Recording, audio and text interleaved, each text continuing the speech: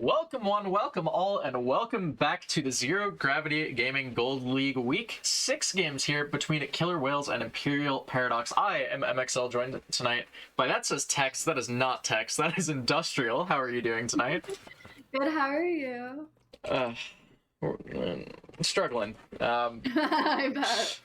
Some of these, I did all my pregame prep work on OBS, and it just reverted half of it. It's not fun, but we have a very, very fun game tonight between a 5-0 team and a 4-1 team, respectively. Killer Whales 5-0 at the moment, Imperial Paradox 4-1.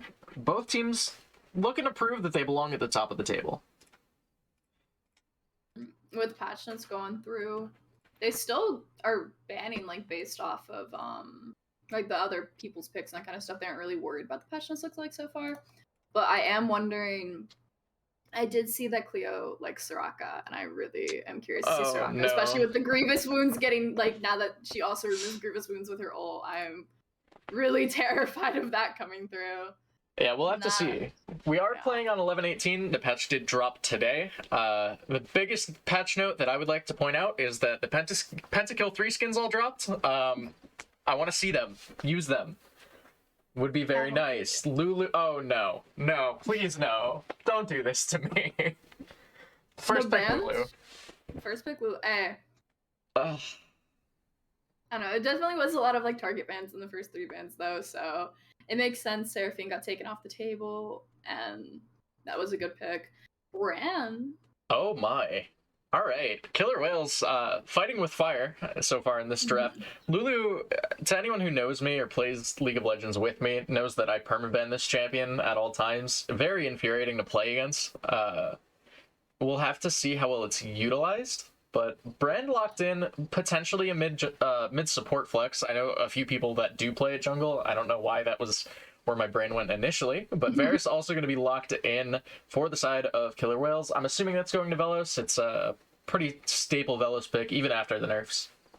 Yeah, I'm just hoping to see a Kog'Maw for the Lulu primary bot lane.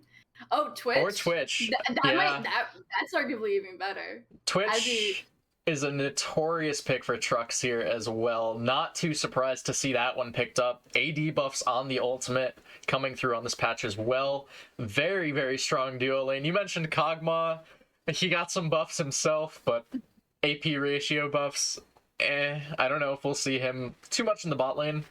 But I mean, I doubt we'll see him based on the champions that both bot laners like to play. But Twitch is also especially with Drux being familiar with Twitch, definitely nice for him to have this bus as well. And a Mumu. Yeah, this champion is still disgustingly strong. Kind of forgot that one slipped through the cracks there for a second. A Mumu Twitch Lulu is a very devastating AoE combination that can just kind of blow you up from a while away, and you're going to be stunned a while. So we'll have to see how that comes through. Imperial Paradox shaping out with a very strong team fight composition at the moment, but Killer Whales locking in the Volibear. I've seen this one before. That's probably going to Swifty. Yeah, definitely Swifty. I was gonna argue for top, but I'm gonna agree with you there. I don't think I see Yadin playing Volibear top anytime soon. Yeah. However, I am rooting for the Darius on Yadin. Ooh, we'll have to see. I think if it's a Darius, they have to R5 it, right? Especially looking at something like a Mumu Twitch. Not fun to play Darius against, but yeah, we'll have to see. Yone going to be banned away from the side of Imperial. Yeah, that is a lot of the champions that Trajan likes to play too that are now banned out of the way. Aurelia, Yasuo, Yone. Definitely going to be a hard time trying to pick he's comfortable with now. Along with Wukong against Yadin, which is that's rough. Yeah, that one's rough. We saw him play it way back on broadcast against, I believe it was. I have the schedule up and I still don't know. I'm all over the place today. I am so sorry. Hyperion back in week 1. He devastated with the Wukong, so not too surprised to see that one taken away.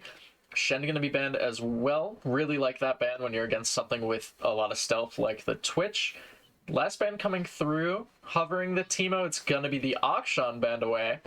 I'm more than fine with that. That champ's been terrorizing my games recently, but the Malphite going to be locked in for, we're assuming, Yadin in the top lane. Yeah, I hope it's Udine having the Malphite. Malphite does look like a good pick. I will always root for either Shamrock Malphite skin Oh my or gosh. AP Malphite or AP Malphite. I want one or the other. That's all I ask for whenever I see Malphite get picked in these games. Hopefully, I will get that to see that today. I do like the team comp that Killer Wears is kind of like going for right now, especially because the first 3 picks that they see is just a horrible time to team fight against. I feel like Malphite has very good potential if he gets away from that CC lock to just kind of do devastating damage with his ult and also do the same to them. The Malphite Volley Bear definitely is a good counter to the Amumu Lulu ult, so hopefully they just land their little ult skill shots.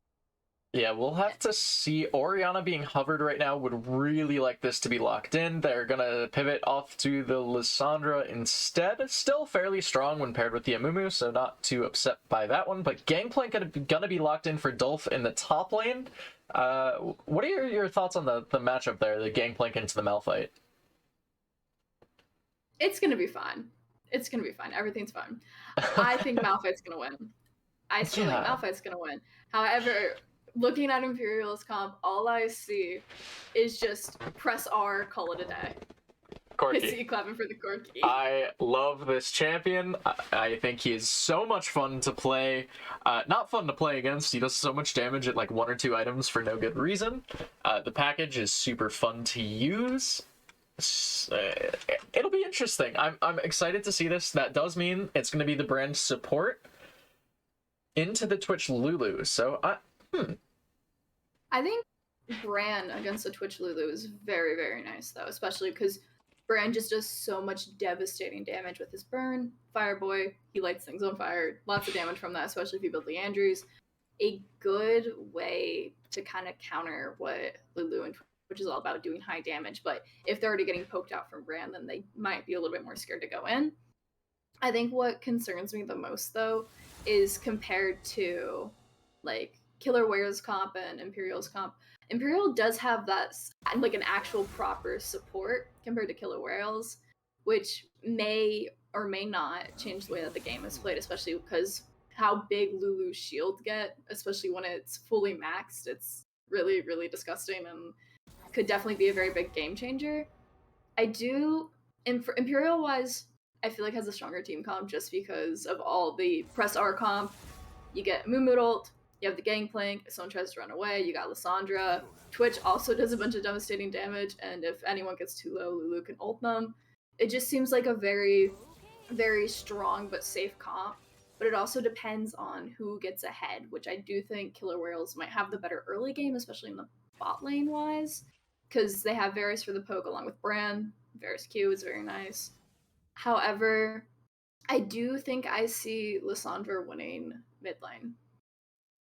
yeah, I think I agree with a lot of what you're saying right now. My concern mostly falls onto the jungler of Imperial Paradox as well. If this Amumu falls behind, there's not really a lot of engage options, especially if he's able to just get poked out by Varus Brand before even starting a fight.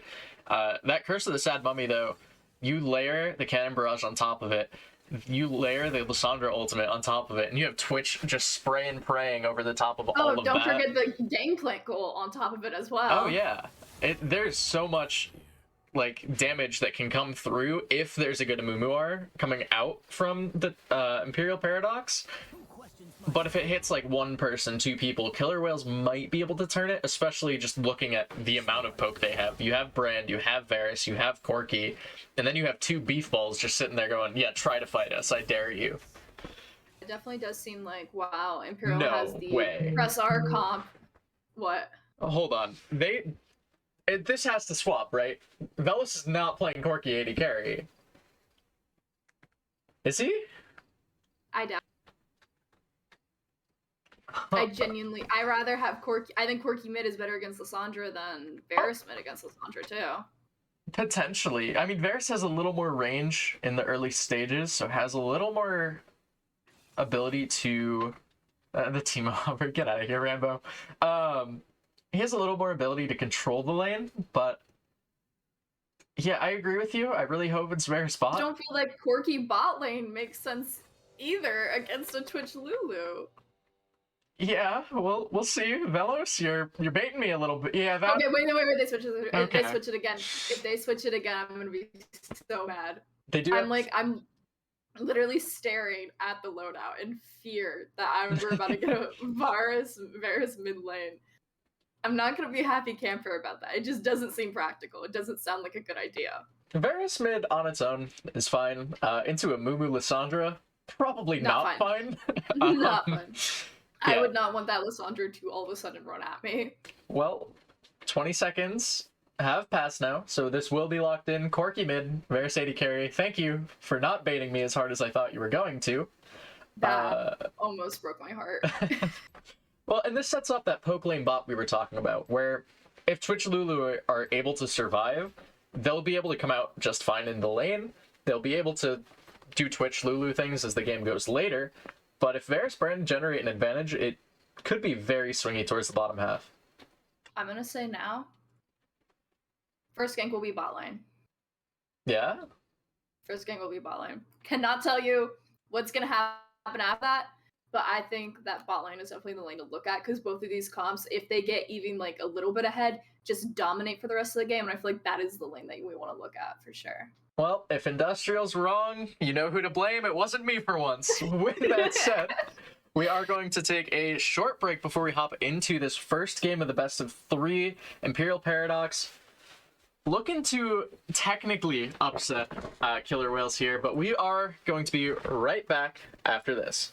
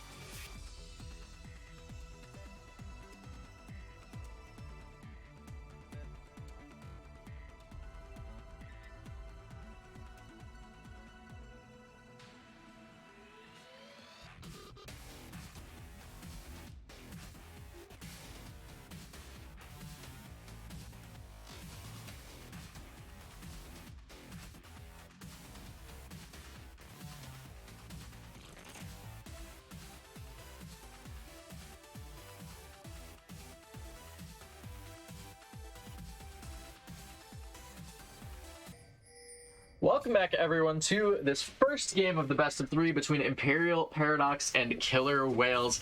Two very strong teams in this second division of the Gold League. Taking it with some really fun compositions. The brand early going to Rambo here. I'm excited for this. Industrial, run me down what you think's happening. You said bot gank. I want to hear why. I think bot gank, because like bot has the if either of them get even like the slightest bit ahead early game, it's basically set for the rest of the game. That is why I want to see the early bot gank. I want them to have that security of knowing, okay, because both these bot lanes require getting ahead in order to do well and do fine. I don't think Lulu bought items. No, Lulu has items. Okay, then my game's glitched because currently, well, first of all, everyone's slightly invisible for me, and on top of that, 4 people don't have items according to me. So that's never good. All right, we're gonna screen share for you just to be safe. Yeah. Client, gotta love it. Oh yeah, they do have items. Okay, that makes me feel better. I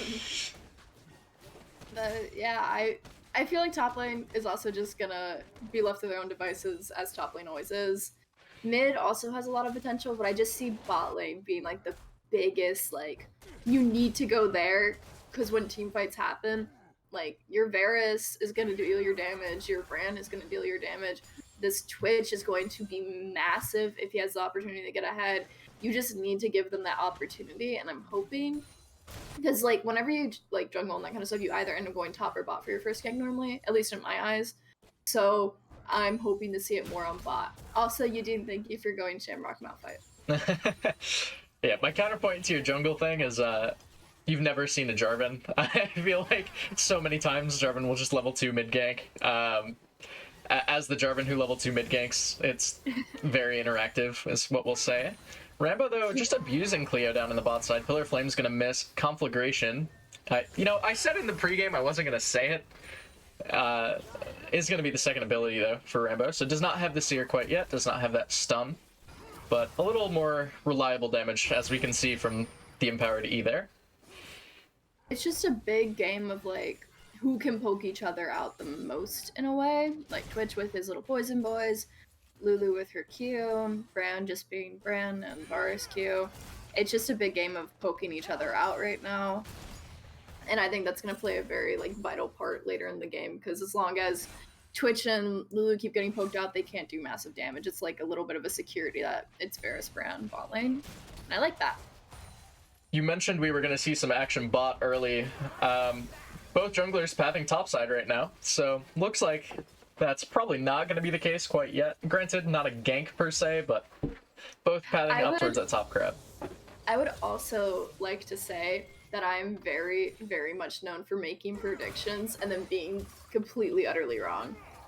Oh yeah, 1000 yells at me for doing that all the time, so I'm with you, I agree. I still think there's the potential for something explosive to happen here, bot crab being started up by Swifty, but Morgana Bathwater running over is in the area. Rambo's gonna face check the Amumu. Bandage toss being held right now, still being held, is going to be thrown onto the brand, going to be an instant flash coming out from Rambo. Pillar of Flame into the Seer is going to miss. Trajan, though, mid side, another bandage toss coming through onto Rambo, but First Blood going over to Swifty on the Volibear.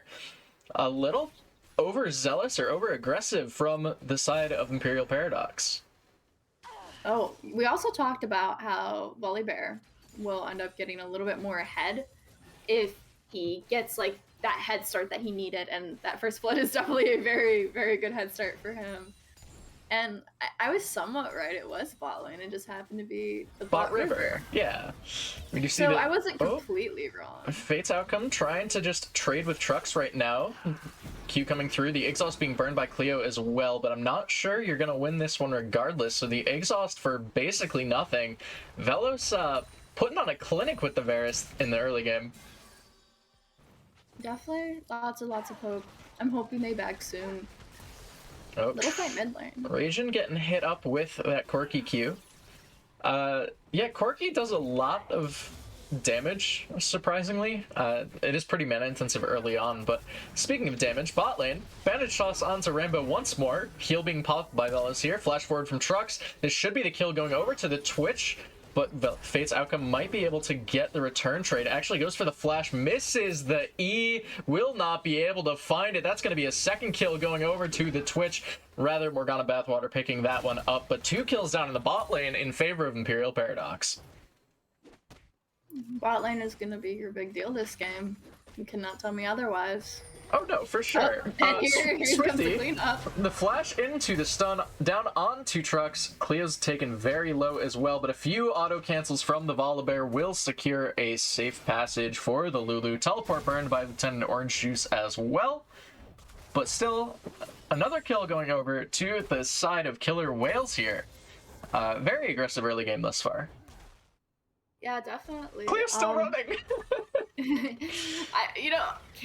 I cannot blame Cleo for that one, honestly. I'd be scared that Volibear was running him down earlier.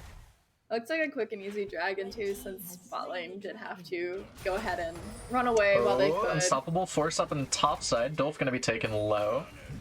Cannon Barrage just to clear the wave, but yeah, you mentioned the Infernal Drake taken here by the side of Killer Whales.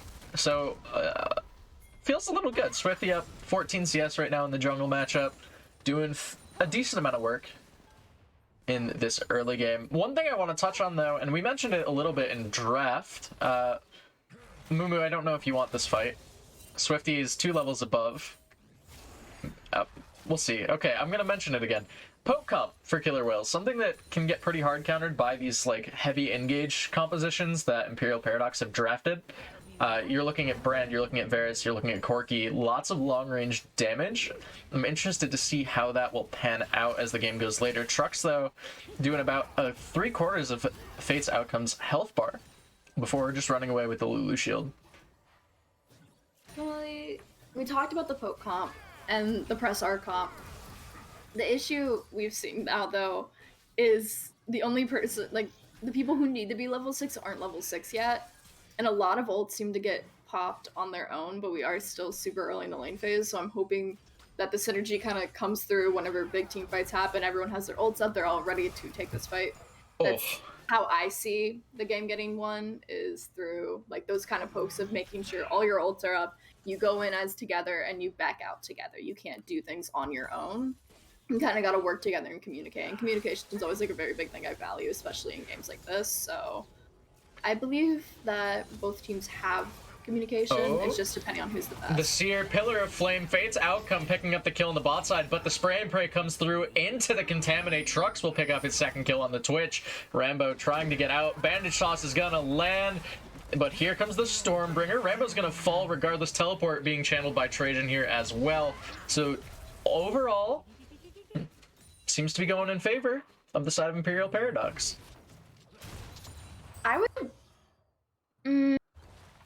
I don't think so. I think Killer Whales is doing a little bit better than Imperial. Their jungler is still very in that much... fight. They came out with the 2 kills. Yeah, but they're slightly ahead in gold, Killer Whales, and they also are up a dragon. And that's my argument. You know what? Fair enough. I can't argue with any of that. Cleo, yeah. Clearing some vision in the mid side. Lieutenant Orange Juice, though, just kind of running at the Lulu. Polymorph being popped. Trajan's going to find the ultimate as well. Frozen Tomb going to do a decent amount of damage into the W as well. And one last Q, but Trajan takes a tower shot. Will be able to live regardless. 1-for-0 in the mid lane there, but trade of summoners as well. Rambo's going to find the Seer. Chains of Corruption go absolutely nowhere. And Trux gonna be able to walk away. Dragon is Mountain Dragon though in 1 minute and 50 seconds. So probably gonna be a big fight there. Rift Herald's still on the table though, and no one's really tried to go for it yet, which I think is something that they should work towards at the very least. Rift Herald does wonders for taking towers, especially while plating is still up. It's definitely a good idea to try and get one under your belt if possible. And I do think it's a good pick while you're waiting for Dragon right now to get. Just kind of farm, get Rift, deal a lot of damage to tower. It's also a really good way to get ahead early because you have that tower just so detrimentally damaged that it's definitely a very good way to get ahead and get a first tower. Yeah, we'll have to see though. A lot of vision control for Imperial Paradox focused up on this top side right now. It does signal they want to be playing towards the Herald a little more, whereas all the red vision seems to be around the Drake, looking to continue stacking that advantage. Mountain Drake spawning here in a minute, as you mentioned before. And it does look like they're continuing to ward a little bit more in order to ensure that they're able to secure the Mountain Drake, but they probably still will have to end up having to fight for it. W forward from Corki. Trajan's gonna just take the Frozen Path out. Trucks going into the stealth. Instant sweeper pop from Rambo as well. Just really wants to make sure Twitch is not running at them. Can definitely respect that. Can't blame him there. I wouldn't want a Twitch to run at me too while I'm visible. So. Yeah, especially with the Lulu, right? Like, just so much damage coming out from that E. It definitely has way too much potential for its own good. I do find it interesting, though, that I wonder how close Brand is to finishing his item, especially because he already has his oracles out. So he is no longer able to... Oh, wait, is it finished? I can't tell. Yeah, that's tier 2 support item for Rambo, so... Not full. It does look like, though, Drake is going to be started up here by the side of Killer Whales. And it looks to just be seeded over as the entirety of Imperial Paradox on the bottom half is taking a reset. Yeah. It looks like it'll be... Oh, Cloud Drake. Okay. All I'm saying... Oh, package down mid. Lysandra taking the E to try to get out, but is going to get flashed on into the Stormbringer. Frozen Tomb coming out as well. The Valkyrie forward, though, and it's the 1-for-1 trade in the mid lane. Lieutenant Orange Juice and Trajan each killing the other. I don't know what else to say to that other than eh. Yeah, I'm picking up what you're putting down with that one. Top lane, I love that top lane is just mind their own business. They have no kills. They've just simply been, Eugene's just been trying to take this tower. Every single time we like move the camera up to top lane, it's just Eugene pushing in on Dolph the entire time. Oh. Yeah. The farm difference between Amumu and Volibear is getting a little bit more even now, which is nice. Yes. It makes me feel a little bit better because we did talk about how far behind Amumu can potentially get. Unstoppable Force. Remove Scurvy coming through as well. Dolph not having fun in this matchup. Yeah, Dolph is also down 30 CS, so... Oh my gosh. Yeah, they're not cheese wheels because he's Shamrock Malphite, but I'm going to keep calling them cheese wheels anyway. Cheese wheels do a lot of damage, especially when paired with Comet. Who would have thought? Guaranteed Comet hit. Pretty rough to play against. I don't like laning against Malphite if it wasn't obvious. Rift Herald picked up by Killer Whales here as well, though, so they're just coming ahead with all the neutrals at the moment. Yeah, it just seems like very much... I do like that Killer Whales is getting very like, objective-based with it. However, the Rift Herald was a little bit too late to play, and will soon fall. They will not get that extra gold for it. However, they did pick up 2 dragons, though, and they're a lot more closer to Soul than Imperial is. Oh, Imperial, though, if they do get a Drake, it would be very nice. That pink ward placement was just too perfect from Rambo there in the bot side, but looks like a play might be happening down bot. Both flashes and the heal being burned by the bottom lane. Chains of Corruption will land onto Lysandra, but a lot of cooldowns wasted, or not wasted, but used by the side of Killer Whales just to stay alive in the bottom lane. Bandage slows down onto Swifty here. He's going to try to run away. Frozen Path coming through into the Curse of the Sad Mummy. Swifty's going to go down. Trajan picks that kill up on the Lysandra. 3-1 now for the mid laner of Imperial Paradox. It does also... I'm looking at the finished item. Lysandra with Leandries. Is that... I feel like that isn't typically the go-to. Oh, Ludens? Oh, Ludens, yeah, sorry. Oh, well, we'll talk about it in a second. Frozen Tomb onto the Corki. Teleport being burned in the mid side, but meanwhile, bot lane, Fate's Outcome just getting run down by trucks. Contaminate will come through, pick up the kill. Meanwhile, in the mid side, Trajan having to burn the stopwatch just to try and stay alive. The Rocket Barrage coming through is not going to find its mark. Trajan flashing away from that one. And just the flash for flash with the teleport trade in the mid side. Trucks Gonna get stunned up here by Rambo. Pyroclasm comes through as well, but the exhaust down onto the brand to contaminate the heal. Trucks 4-1 and 2 now on the Twitch. And the M7. You're Cleo, get out of here. I'm happy with the Twitch getting kills. I hate Lulu. We did talk, because we talked about how one lane was going to end up getting very far ahead in bot lane, and I do think my prediction of everything going down in bot lane and just the first gank being in bot lane in general was correct. That makes me feel a little bit better. And it really shows now because Twitch has a Blade of the Ruin King finished. Meanwhile, Varus is still struggling to finish his first item, and it just overall looks very in favor of Imperial right now, especially with all the shutdowns, all the kills on their belt. There is a little bit of a gold lead, however, they still are down objective-wise, but first tower is still up on the plate for anyone. Yeah, we'll have to see where that lands. Some things to take note of, though. Corki scaling is still ridiculous. I wouldn't count it out quite yet. You mentioned as well the Luden's Tempest. Listen, it's still Luden's Echo in my mind. On the Lissandra, I don't think a fight will happen here. Bot Rift Herald going to be popped. But never mind, maybe I'll be wrong. We can talk about list items in a second. Trajan going to take the Frozen Path in. Try it. Actually, everything missing from the brand. Pyroclasm coming through, but Rambo's going to get popped. Swifty's going to get popped as well. Teleport being burned by Lieutenant Orange Juice does have the package, but really will not have access to use it quite yet. Malphite just trying to run down at the moment.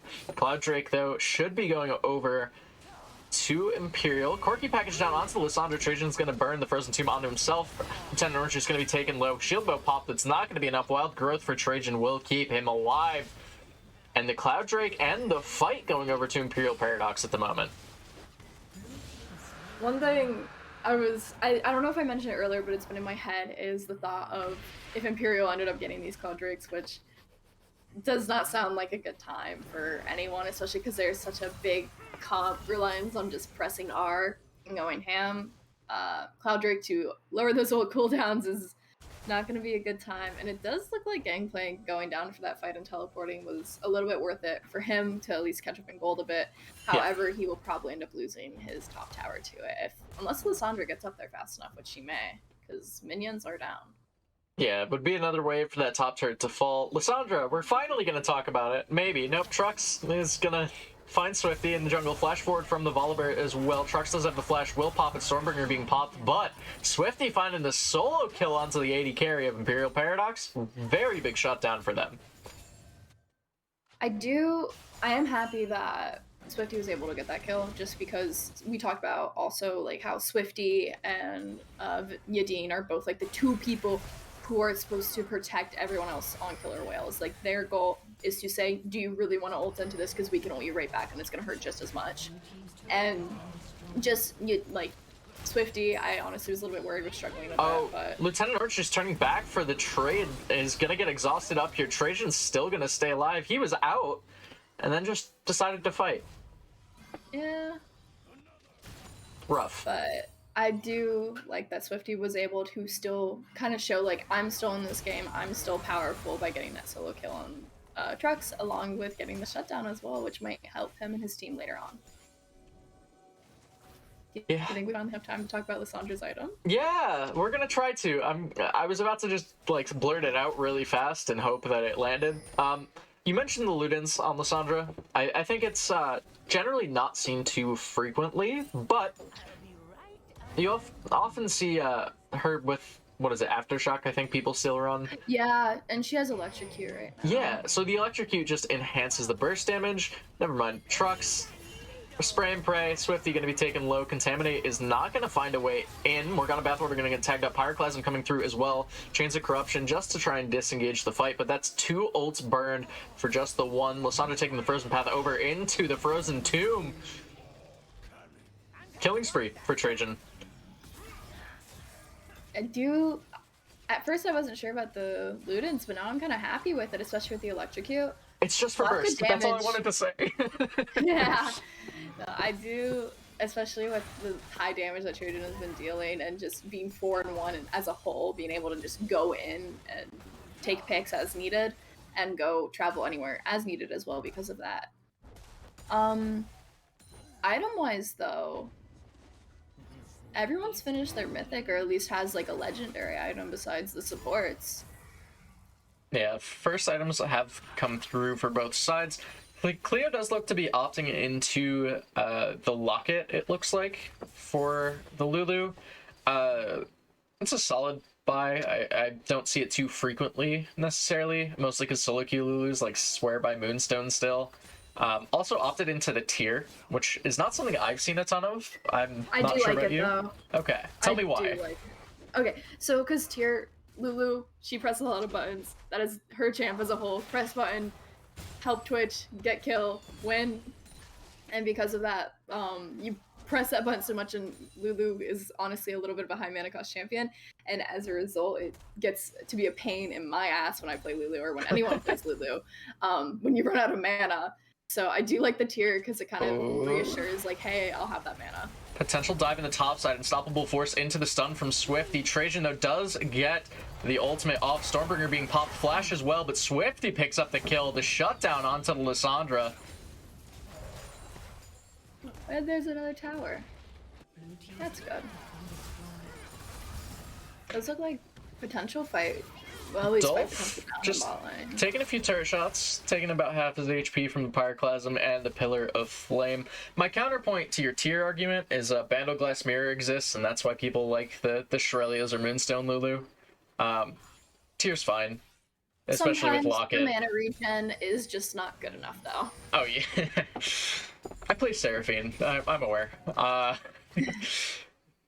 Mana hungry champ. Yeah, but bot side, Dolph feeling pretty strong on the GP right now. 2-0-2, doing some decent damage with even just the parlay. Takes the turret down there. Swifty popping the smite to secure the crowd. Cloud Drake here has spawned 4th Drake of the game. Would be the 3rd if Killer Whales are able to take it, but Trux has lost the stealth, does not have access to it quite yet. Yidin not having access to the ultimate either for the time being. Polymorph coming down onto the Malphite. Package over the top into the backside. Meanwhile, the Curse of the Sad Mummy lands onto 3 Bandage Toss. Fate's Outcome gets popped at the start of the fight. Yidin finds his way onto Dolph. Unstoppable Force trying to pick up the kill. Locket comes through. Dolph will end up falling to the Corki, but Morgana Bathwater in the backside putting in work. Swifty's gonna fall to Trajan, but meanwhile, Lieutenant Orange is cleaning up the opposite end of the fight. It's a 3-for-3 all over the place. Directed camera has no clue where to look. Yidin, though, trying to find the Mumu Morgana Bathwater with the red smite, taken a little low, will end up falling. Lieutenant Orange just picks up the shutdown there. 4-4-1 now on the Corki. The reset coming through for Trajan as well, and now we come into a pause. Well, I guess that gives us time to talk about that fantastic fight. I wasn't fully confident about Lieutenant Orange Juice just ulting over the wall into the back line, especially watching Morgana Bathwater just land that Curse of the Sad Money onto 3 people. But now I feel a little bit better about it, I guess is the best way to put it. Yeah, that fight was a little all over the place. 3 people hit with a Mumu R, and then 2 like 3v2s that kind of happened. It seemed like it was really weird. It was a really weird fight to try and watch. Very split. I wouldn't necessarily call that a team fight. It just was, it was like a 2 skirmishes. Yeah, it was like 2 skirmishes, and they happened to be like right next to each other. It was. I did like that though. I really did like how that fight went. While it was skirmishes, I enjoyed the fact that these teams kind of like focused on who they had to fight. They didn't try to go to like run away to help their teammates, forgetting about their own enemy. It was very nice, and like seeing kind of people like grouped up together as a result of that was very nice as well. It did kind of suck though that it does look like Swifty was not able to defend Fate or Rambo, so that kind of was not good. But otherwise, that was a really nice fight to watch, and it kind of gave Corki a little bit more of an advantage, especially because Corki had such a hard time this game, and now getting 3 kills from that fight was just really, really good for him, along with, I think there was a couple shutdowns in there as well. Yeah, definitely big for Lieutenant Orange Juice to pick up a few kills in that fight. We already saw how much damage the Corgi's able to pump out, even when he like randomly died mid lane. He turned back QR auto and nearly one-shot Lissandra still. Yeah. He's doing some decent work. Trajan's going to teleport in, though, doesn't have the Frozen Tomb at the moment. Does spot out the Drake HP. Trajan, though, is going to look for the kill onto the Malphite. Flash out from him. Lieutenant Orange Juice just dumpstering Trajan. Hourglass having to be popped here. Lieutenant Orange Juice picks up the kill anyway. Lag frame. There's a GP barrel there. And there we go. Lieutenant Orange Juice picks up the Drake in a very anticipated fashion, I'll say. Yeah, I mean, just watching the freeze frame with the barrel there is like a Seinfeld episode where it just like ends. It's like, yeah, we'll be right back. Yeah, we'll be right back. It was kind of like that. That was a little bit nerve wracking, I'll be honest. But Corki really got set up from that fight, and Trajan TPing in and just getting absolutely obliterated from it too was just. It was a little bit sad to watch. Especially because Corki was just able to go in and like at first had such a hard time in these team fights, and now can be a very big contender, maybe even a target for Imperial now. Yeah, definitely putting in some damage where it seems like the Varus might be lacking a little bit. He fell pretty far behind in the lane phase, it seems like. Just playing against Trux's Twitch is not fun for any AD carry, I promise you. But yeah. These split fights feel really odd. A lot of them, like, we saw the first major team fight that you mentioned was, like, 2 skirmishes, not a team fight. Yeah. It almost seems like that favors the poke comp, just because it's less utility being layered over top of them. Chains of Corruption going to go wide in the mid side. Bandage toss down onto Swifty here. The junglers just fighting each other a little bit. Morgana Bathwater, though, not sure how you're going to win this one through the sustain that Swifty has with that W. Second bandage toss coming through. Curse of the Sad Mummy coming through as well. The Stormbringer over. Another bandage toss landed but doesn't follow. And Cleo's going to get punished for it as a result. Dolph, though, getting stunned up here by Swifty. E coming through from Varus as well. Yudine's just jumping forward. Cannon Barrage over the top of the fight, just trying to get out, but will not do so with that E from Swifty picking up the kill. That was a very interesting fight. Definitely good for Killer Whale. They have been struggling a little bit. They still are behind in the gold lead. However, they may be able to get a free Baron out of this because it seems like no one is... Twitch is here. Oh, he popped out of the stealth. Trux, if he just walks through, might have been able to open up, but actually he has to see the Baron as a result. Was a little scared of that pink board, it seems, and alright, I was wrong. Free Baron. Yeah, you're always wrong. Oh my gosh. I need to have you stop casting 1,000. I had to do it in honor of 1,000. That was good, because Killer Whale, especially after that skirmish, really set up Killer Whale as a team, and especially showing like, hey, we're not going to back down without a fight. We may have been a little bit behind, but now we are here to catch ourselves up. It gives them a chance to gain back the gold lead that they lost for a bit as well, along with, like, they're ahead objective-wise. It's just really these team fights and being down kills that's hurting them a lot. Mm-hmm. But now they're coming back and they're saying, hey, we're still here. We're going to keep fighting.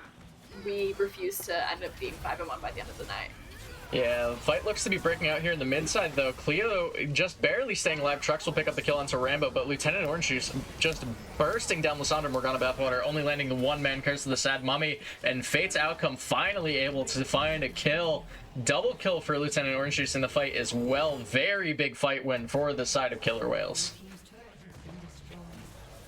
That was nice. That was beautiful. That was good. Definitely, it's showing, like, Killer Whale, I kept saying, like, oh, Killer Whale's got this, Killer Whale's got this. And I did have my doubts for a bit, but now those doubts are kind of just going out the window, watching them just go down mid lane like no tomorrow. Only the Gangplank and the Lulu up to stop it. And it probably end up won't be in game here, but it'll probably be at least, maybe even, oh, they wouldn't go for the inhibitor. Yeah, playing it safe, not going to go in for that inhib. Everyone has respawned at this point. I think the big thing for me, though, is the Amumu using Curse of the Sad Mummy, which is the big engage tool that we see for Imperial, onto just one person, and that one person not being the Corki right now. Not enough follow-up either. It's just really unfortunate timing, it seems like, for that ult to come down. And we saw, if that Curse of the Sad Mummy lands onto 3-4 people, the fight becomes close. And if it lands onto one, Killer Whales are just able to take over. I think a big issue I see as well is they're two beef boys. They have Malphite and they have Volibear, and it's up to Morgana Bathwater to not only get Lieutenant in that like Crystal Sad ult, but along with one of the beef boys in order to like ensure that they have a little bit more security from big team fights and such. A little bit of a skirmish looks to be breaking out. Quirky on a flank right now for the time being. Like number 2 Package of the day. coming through over the top. Trajan's going to find 2 in the backside instantly. Lieutenant Origin's going to be taken low. That's going to be picked up by the cannon barrage from the Gangplank. Gideon trying to just run down trucks will be able to do so. Killing spree 306 on the Malphite, but it's just the 2 beef boys left. Lissandra coming in with the frozen path.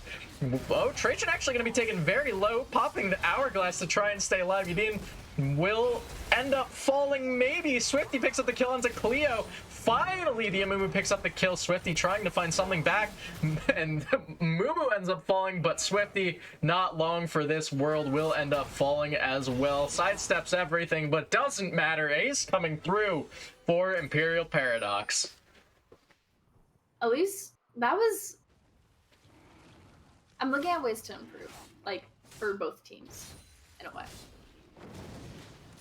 I would say that was good. Oh the my issue gosh. is Orange Juice. I watched Orange Juice get hit by the Curse of Sad Money. We were talking about how Morgana Bathwater needed to hit that. Oh, the flash from Rambo. Pyroclasm only lands onto Dolph. The Ignite coming through. Brand finds the kill. Brand finds another double kill in the Dragon Pit, but the Drake's still going over to Imperial Paradox. That flash. I can't help but laugh at it. There's so much happening. Never a dull moment with these dragon fights. Someone always ends up coming back and is like, I'm gonna try and get a kill out of this. Yeah. That time it worked out, though.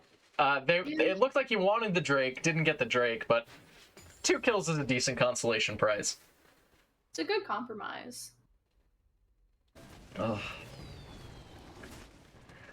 Whew. Minute and a half until the Baron spawn here. Just, hopefully stalls out for a little bit. Very explosive game. Coming up on almost 2 kills a minute at this point. Very active. Cleo just clearing out some My wards. Discord had a little boom. I'm sorry. I cannot hear you for the past like 30 seconds. It is perfectly fine. Some tech issues on the night. Wouldn't be ZGG without some scuff tech stuff happening. Yeah, I stand by that one. I mean, earlier tonight, I wonder if the people are still invisible for me. We'll see. Oh yeah, they are. Ultimate coming through onto anyway. trucks. We do see the Wild Growth come through as well as the Locket. Morgana Bathwater just trying to walk at the side of Killer Whales. Not able to do so. Stormbringer being popped onto nothing though. Swifty popping that this is fine. Feels pretty bad, man. Baited by the Lissandra E, but Truck staying alive only has to pop 1 ult to do so. Not the end of the world there, but this might signal for the T2 to fall on the top side in favor of Killer Whales. And it will.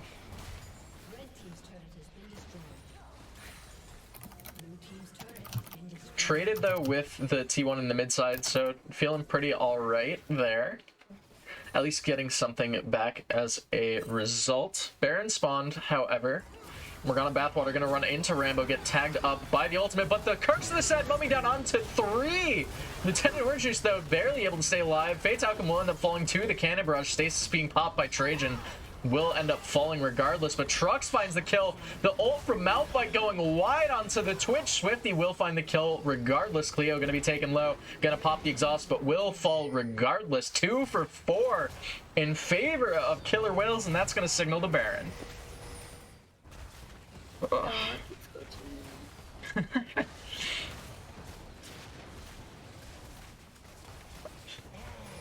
Hello? I can hear you. I don't know if you can hear me too well. Dolph gonna have that shield bow popped. Baron going over to the side of Killer Whales. I'm gonna try...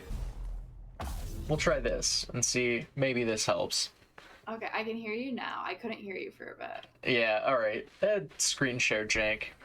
It's, very even game in terms of kills and objectives, outside of the Baron, of course, but the gold currently sitting around 6,000 in favor of Killer Whales, doing fairly strong onto that point. And yeah, even the Curse of the Sad Mummy in that fight landing down onto 3 or 4 people wasn't enough. What do you think the side of Imperial Paradox has to do at this point to turn this game back in their favor? It's just the issue of I value communication a lot, and I talked about the fact of like earlier, if they want to win these fights, they need to go in as a team, they need to go in as a group. And while that Curse of the Sad Mummy was good, Morgana Bathwater still died, and as a result left Trajan alone. And Trajan went in and then immediately died afterwards, and then there wasn't enough synergy in that fight. Flash being burned by Cleo into the unstoppable force. Cleo gonna get popped at the start of the fight. Swifty running into the backside, but Trajan actually pops Fate's Outcome in the meantime. Still just will fall, doesn't quite have access to the hourglass at that point. Dolphin gonna flash away. Swifty follow flashing though into the Stormbringer, finds the kill. Cannon barrage onto nothing as a result. Trucks though trying to do some work, but with the spray and pray does not have enough damage, will end up falling anyway. Lieutenant Orange Juice though teleports back in, has access to the package, might be looking for it. Inhib gonna start being hit by the side of Killer Whales. Package down into the backside. Trux is gonna flash. Will end up having to pop the heal regardless. Taken low. We're gonna Bathwater with the Curse of the Sad Mummy down onto the front line. But Lieutenant Orange is popping the stopwatch to stay alive here. It might be the game, and in fact that does look to be the call from Killer Whales. Trux trying to do some damage, but the unstoppable force down into the backside. The freeze frame. Oh no, is this bug back? What bug? Oh boy. So there's this beautiful bug that happens when a game ends that it doesn't actually let you see the game ending in the spectator client. So I'm going to take that as this bug still exists in League of Legends. Killer Whales taking the first game of this best of 3 in a very extended but very, very bloody game. Well then, that was... That's so anticlimactic. It is anticlimactic, but good for Killer Whales. I feel bad because I had to like watch the Twitch stream to see what was happening at this point, and it was just so sad to like watch. Yeah, I mean, even through some of these like really, really good looking Amumu ultimates, right? Even Trajan like jumping into the backside and just assassinating Fate's Outcome. Like, Velos did not have a fun time this game. 278 on Varus is not ever a standout Varus performance. It feels kind of rough. But yeah. Lieutenant Orange Juice just popping off. Like, Lieutenant Orange Juice did have somewhat of a rough time in mid lane too. He got ganked a lot by Morgana Bathwater too, which kind of just shows his resilience to keep going and just keep pushing out, keep fighting, like not giving up so easily. Yeah, I mean, he started out the game like 0-4-1 on Corki. I think he ended 10-5. Like, that's impressive. Most mid laners in my solo queue games decide that they die twice and their mental's gone. So like, win some, lose some, I guess. Yeah. But yeah, very impressive performance from the side of Killer Whales. We'll have to see though if they're able to continue this, riding this tide. We'll say. I'm mad at myself for that one too, but. Yeah, we'll see if they're able to continue riding this momentum into Game 2. We are going to take a short break before we get on into that one, but we will be right back after this.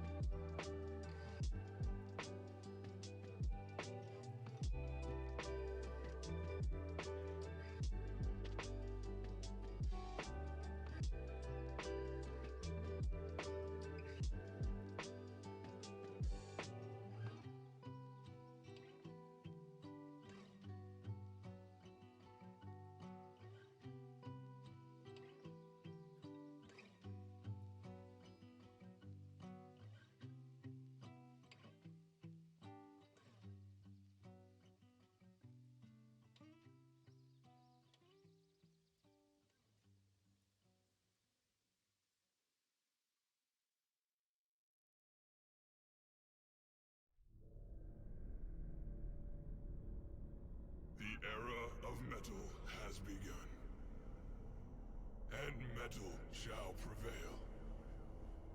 For we know what they have done. 5 legends of our realm who sought to follow the path of their dark musings. But they did not know what they had summoned.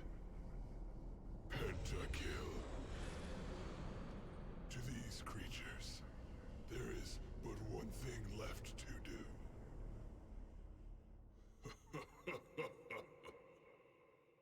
Heavy metal.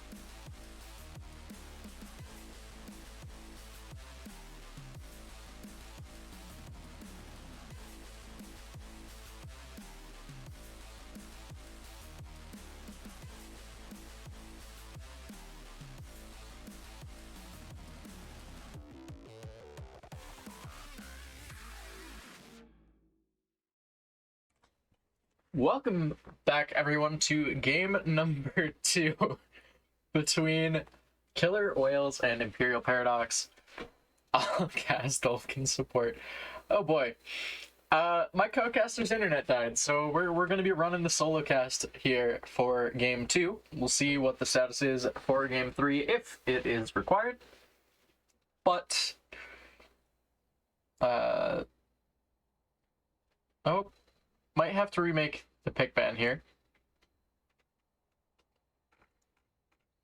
Trundle is the missed ban here, actually. Okay, cool. So we're good to go. Trundle being banned away on for the first ban from Imperial Paradox. Sticking to the Yasuo and Aurelia bans are Killer Whales. Volibear going to be taken away.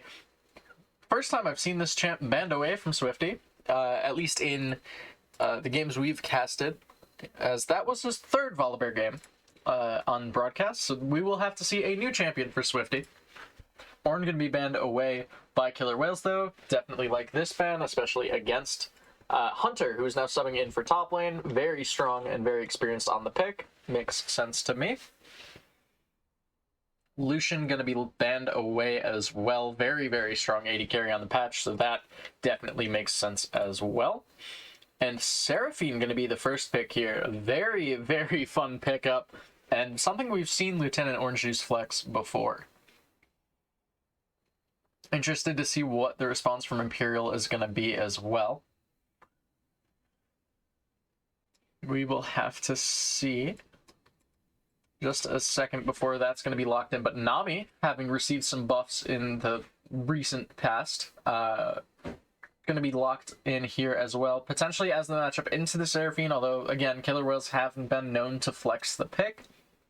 Would not be too surprised to see that happen this game. Imperial with their second pick. I'm expecting this to be going towards the jungler or the AD carry. Not entirely sure which at the moment. Amumu will be locked in once again for Morgana Bathwater on the side of Imperial Paradox. Looked fairly solid on it. Just one or two rough fights, not the best thing in the world there, but some of those ults were pretty clean. I respect it. I like the pick. It still feels really strong. Pretty safe blind jungler, especially with Volibear taken off. We'll see what Swifty's response will be, but Senna's going to be locked in here for, I'm assuming, Velos, but there's always the chance that it goes into the support role. And you can also just pair anything with Senna, so we'll see what the option is to partner with it. And if the Senna will be farming, she did receive some farming buffs, I believe, last patch. So we will have to see. Wukong going to be locked in. Flex pick between the bot lane and the top lane as well. I anticipate that going to Yidin, but we'll have to see where that does land. Senna Wukong, also a lane that saw a little bit of popularity during the fasting Senna times, so we'll have to see if that is something that's going to be opted into. Right now, a very flexible draft for Killer Whales, but Imperial's going to lock in the Aatrox. It's being hovered. Gragas. They're going to lock in Gragas instead. Okay. Still technically a flex between top and mid, and actually Amumu could even flex around a little bit to solo lanes, but I doubt we'll see that one anytime soon. Just a little too mana hungry for that. But Imperial now, second ban phase. I'm assuming they're going to be targeting junglers. Xin Zhao going to be taken away from Swifty. Whereas Killer Whale's probably going to target out AD carries, if I had to guess. Just seems like the easiest thing to point at and say, hey, they need one of those. Could potentially also look to target out mid laners again from Trajan. Lissandra looked very devastating last game. Not too surprised to see that one taken away here. Last time around, they also banned the Yone and the Shen. Anticipating potentially the Yone ban again. We will see. Second ban for Imperial here in the second phase. Looks to be pointing towards nothing at the moment. Keep in mind, Trundle has been banned away. First ban that was missed was a Trundle ban. This ban going to be the Akshan once again taken off the table. And we will see where this second ban lands. I'd assume it's going to be the Yone again, as it was banned away the first time. Actually hovering the Ashe to be banned, so not wanting to play against it even after the pretty substantial nerfs that she received on this patch. I think it's like an extra 4 seconds cooldown on W at rank 1. Definitely less than ideal.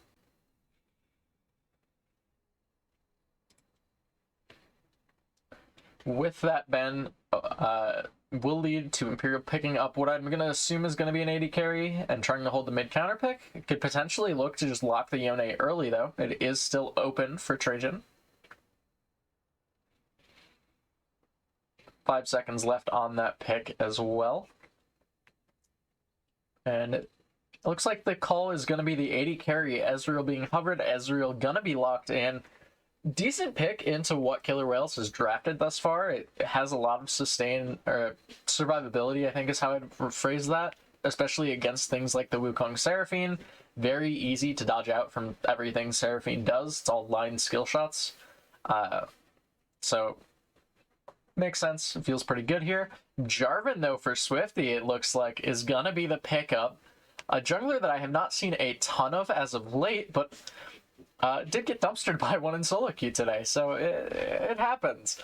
I doubt we'll see Swifty run the Smite Ignite Jarvan, but still a decent pickup, especially when you look at things that have been taken away. Amumu, Gragas, Xin Zhao, Volibear, Trundle, like all of these staple junglers being taken off. Jarvan, pretty simple, pretty straightforward, makes sense, really like the pickup. And the last pick here, it has not been picked. So let's see what that is. It's going to be a Lilia. Oh my. All right, they're playing to my heartstrings. But with that said, that does leave open the Yone still for Imperial Paradox. And it looks to be hovered right now. Will they lock it in? Trajan had a massive performance on the Lysandre last game. Let's see if he's able to do it once more with the Yone. That is going to be locked. That is going to be the call. Oh my, I am so excited. I don't know where this Lily is going. I'm assuming after the changes, it's like almost guaranteed jungle, but you also have Jarvan, so we'll see. I'm excited, to say the least. And we are going to hop on into Champ Select here. Game 2 between Killer Whales and Imperial Paradox. Very fun drafts coming out from both teams here. Is it going to be Lilia mid, actually? Wukong, so Senna Seraphine, Wukong top, Lilia mid maybe? Into the Yone? Doesn't sound awful. Could potentially flex the Wukong mid as well. Could put the Seraphine mid. I doubt it's going to be one of my favorite lanes of Senna Lilia. I think it's really funny, but it's not that good.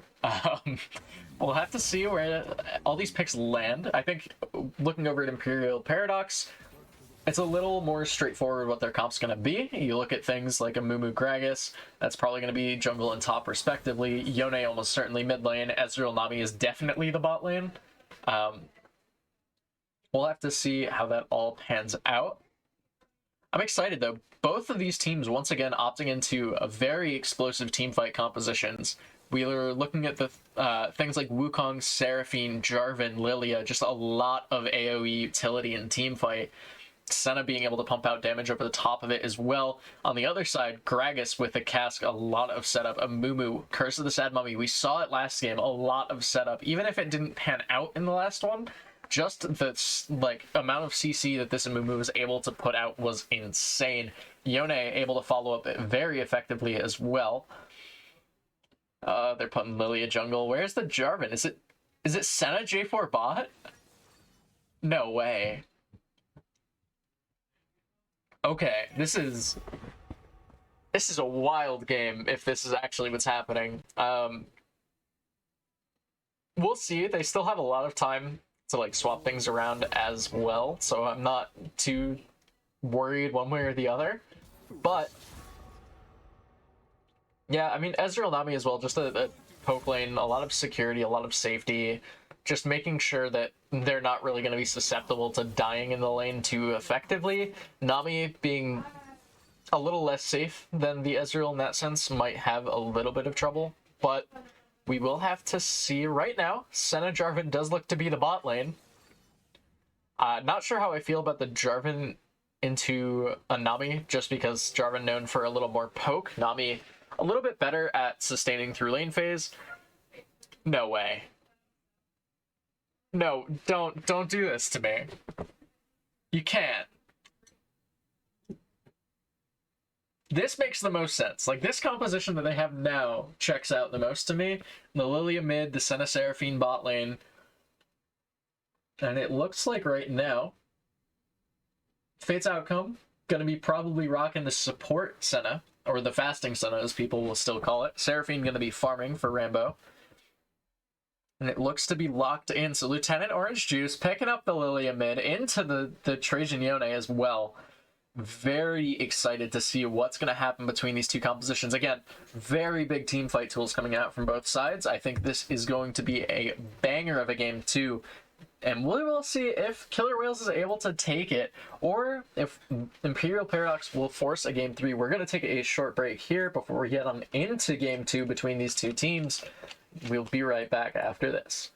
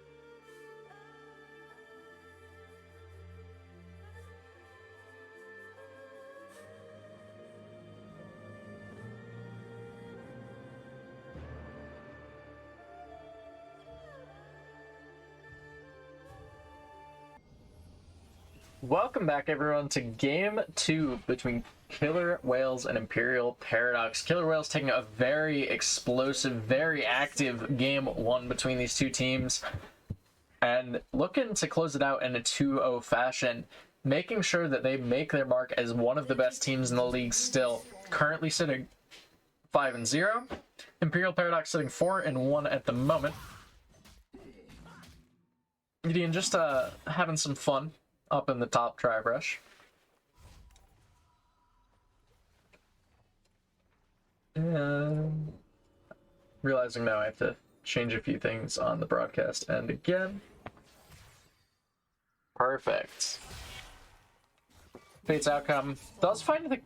That's a little weird. Finds the Q onto the ward, but didn't damage the ward with the Q. A little awkward, but ward comes down onto the red buff.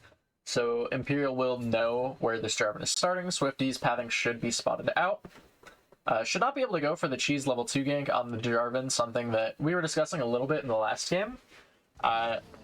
Not too surprised to see this ward come through, as it does kind of prevent any early cheese coming out onto either the mid or bot lanes of Imperial, which, if Truxus falls behind on this Ezreal, could be pretty rough.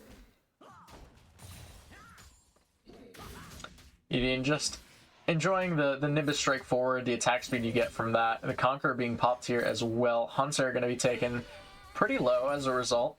Has to pop one of the potions. Actually, a dodge out from the Explosive Cask, or the Q. An Explosive Cask is the ultimate.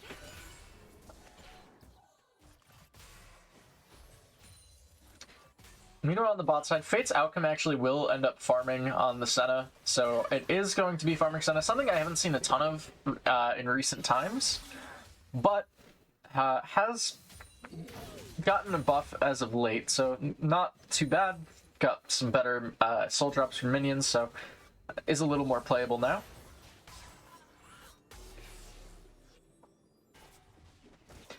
I do want to touch real quick, however, onto this mid lane. It's not a lane that many people would be too common with or too used to seeing. Lilia into Yone is a very interesting matchup because Lilia can kind of skirt around what Yone looks to do, just try to move speed her way through things, and especially after the buffs on this patch to her Q, will be able to keep the move speed ramping for a little longer. The duration was increased back to the 6.5 from before. So just is able to kind of run around the Yone, make sure that he's not able to have the ability to run you down. Swifty, though, finds Morgana Bathwater on the Amumu, does get the flag and drag down into the bandage toss from the Amumu. Flash being burned instantly. Nimbus Strike as well will end up missing, but Morgana Bathwater able to get out. Swifty should be able to get the top crab as a result, and Amumu falling behind once again, similar to what happened in the last game. Lieutenant Orange Juice, though, with this Lilia pick, currently sitting for CS in the lead, but wave crashing into Yone, so that should neutralize out pretty evenly as a result. Also worth noting, some Lilia changes went through this patch. I mentioned the Q buff, but her passive getting pretty nerfed for solo lane Lilia, getting a little more healing against camps, but it's... The bigger issue is her base, I want to say it was HP regen and HP regen growth, both getting pretty gutted so that her solo lane's not as effective or oppressive. We'll have to see if that does cause any issues here in the mid lane as we progress through this game. The bubble landing on Tavelis here, but the empowered E coming through. Trux is going to get flag and drag, has to burn the heal and the flash to get out. Already falling pretty far behind on this Ezreal. Swifty once again, though, with the double crab pickup. Yadin getting body slam mid Nimbus Strike. Really funny interaction to watch there. Rambo looking for those beat drops and just trying to CC down Trux, make sure that there's a little more harassment coming down onto this Ezreal, trying to shut him down early. Not too sure how viable that's going to be, but without the summoner spells, could be a potential angle for a Jarvan gank to come through soon. Swifty is taking a reset at the moment, so we will have to hold off on that one for a little bit at least, but a much slower early game, it feels like, from both these teams. Last time around, we saw a lot of action coming through, and this time, both teams just kicking back and relaxing for a bit. Not really wanting to go 2 balls to the wall right away.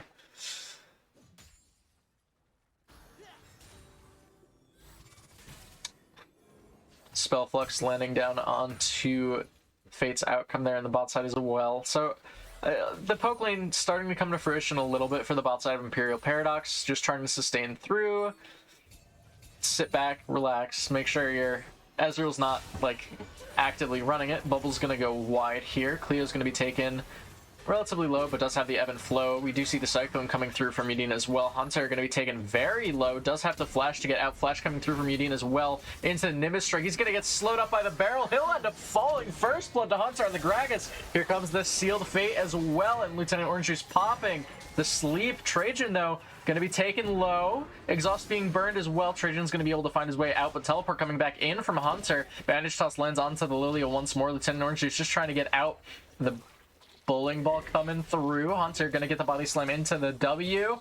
Lieutenant Orange just sustaining off the Honey Fruit, trying to run away, popping the Qs as well just to keep dashing around. But Udine's teleported back up as well. The clone comes through. Hunter's gonna fall. Lieutenant Orange just picks up the kill. And here comes the Swirl Seed once more into the W. Double kill for the Lilia. Do we get another Q coming in? Lieutenant Orange Juice does not have the flash. Might still be looking to run this down, though. Trajan, nowhere to go. He's going to get taken down. Lieutenant Orange Juice, 3 kills on the Lilia, making her look strong as ever. Killer Whales 3-0 on the Lilia. 2 kills for the side of Imperial Paradox, but Killer Whales still will be able to take this first Drake. We're going to do a quick soul check for Velos as well. Sitting at 15. He's got 15 souls on the Senna at the moment. So a little less than what you'd see out of support Senna or fasting Senna, but still doing pretty okay in terms of farm. Will be able to scale in a little better. Or a little faster, I should say, with that increased gold income. Top side, though, Udine and Hunter having a little bit of fun. We'll have to see what build Hunter opts into with the Grasp. I would think it was a little more tanky, but it does have the CDR Boots Rush and an Amp Tome, so potentially like an Everfrost build could come through. We'll have to see what the call is there. Udine, every time he goes in for the Nimbus Strike, just getting body slammed feels a little rough, for sure.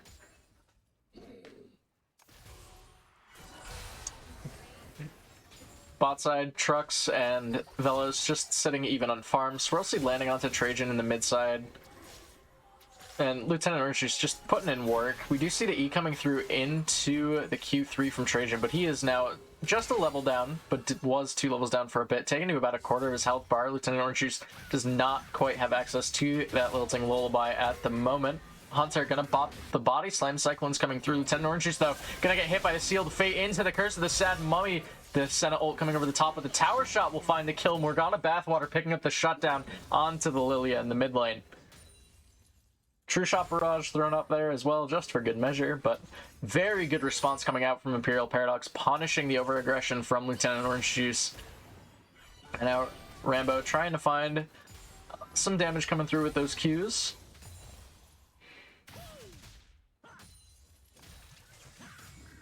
Udine also right now sitting pretty, just about 23 CS over his lane opponent, so doing a decent amount of work on the signature Wukong pick. Not too surprised by that one.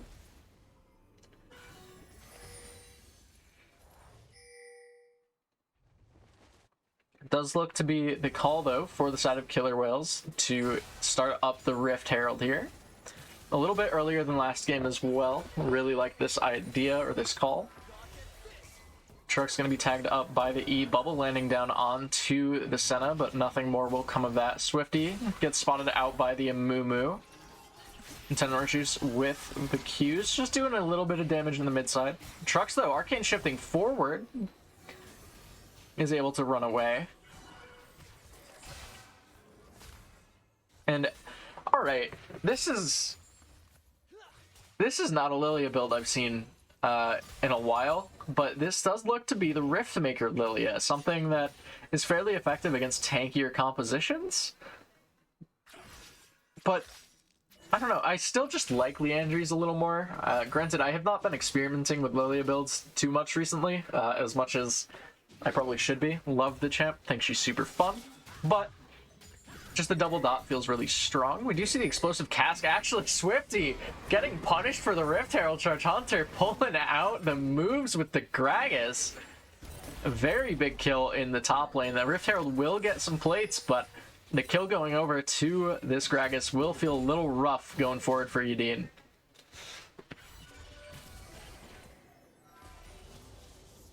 Lieutenant Orange Juice, though, in the bot lane. We'll find the sleep down onto just the Nami. Tidal Wave coming through. Exhaust being popped as well. Swirl Seed down. Flash burned by Cleo. The Ignite, though, will find the kill. Lieutenant Orange Juice picks up the kill in the bottom side. 4-1 now on the Lilia. Morgana Bathwater is in the area, though. Might be looking to punish Lieutenant Orange Juice for the flash into the W. And Trucks will end up falling to the Swirl Seed. Lieutenant Orange Juice, though, taken to about half HP. Morgana Bathwater will find the Curse of the Sad Mummy, and the second bandage toss. Lieutenant Orange Juice will end up falling. Once again, punished for the over-aggression by the Simumu, but still putting in a lot of work on this Lilia pick.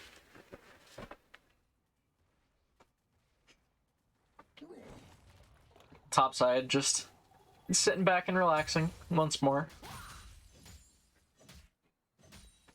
Directed Camera's just really enjoying top lane today. I'm not too sure what this is about, just because there's not really a whole lot of action happening on the map at the moment. But once again, we see a little bit of an explosion happening around that 10-minute mark. Just fights start breaking out everywhere from both these teams. Something that definitely was to be expected coming into the first game of the set. Two very, very close teams in the standings who both are looking to pick up a very big win here. Drake does go over to the side of Imperial Paradox here, so they will pick up the second Drake of the game. Right now, though, Gold's sitting pretty, I don't want to say heavily necessarily, but about 1.5 thousand in the lead for Killer Whales, so definitely significant at this early portion of the game.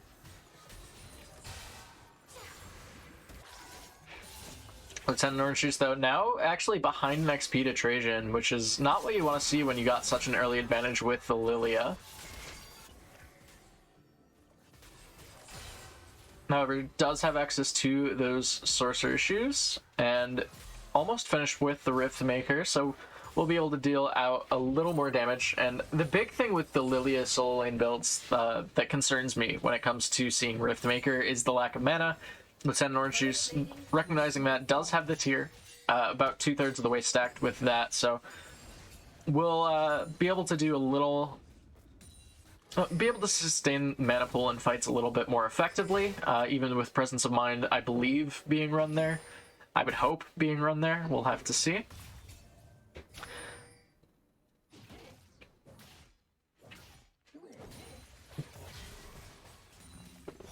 But once again, game seems to have lulled out a little bit. Just some trading happening, Swirl Seed being popped in the mid side. Definitely have like these ebbs and flows of explosive gameplay, right? I think both these teams want to be fighting often. Trajan gonna get tagged up. The Cataclysm comes down. The Sealed Fate, rather, gonna be taking Trajan over the wall into the Senna ultimate. Morgana Bathwater gonna be able to lock down Lieutenant Orange Juice, taking very low. Flash coming through for Trajan to pick up the kill. Meanwhile, on the bot side, Cleo is gonna be taken down. Encore coming through onto Trucks as well. He's going to be taken low, but will be able to survive. So across the map 1-for-1, but kill to Yone and kill to Senna. Very good places for these to be. Trajan, though, diving so far forward onto Swifty on this Jarvan, doing decent work. But the bot turret might fall as a result of all this.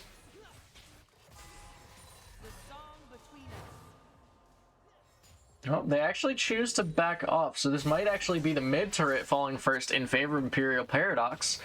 So this Trajan on Yone putting in some work. 5-3 for Lieutenant Norjuice on the Lilia, but still down XP, lost the first turret, has been getting very punished for a lot of this over-aggression that we've seen, and Imperial Paradox sitting pretty right now.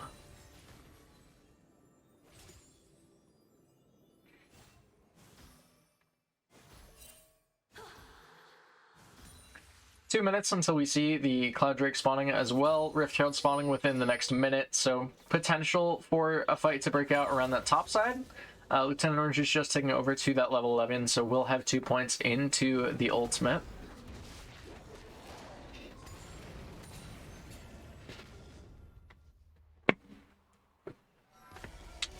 Although Morgana Bathwater finds Rambo, does not quite have that bandage toss available to be thrown, unfortunately.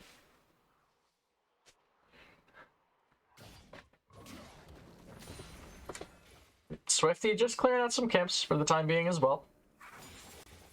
Again, we've seen a lot of action happen between these two teams, but this time around, just playing it slow, playing it safe. Velos 1-0 on the Senna at the moment, doing a decent amount of work, but you have to keep in mind with the Senna, she scales super hard and is one of the champs that can infinitely scale in terms of stats.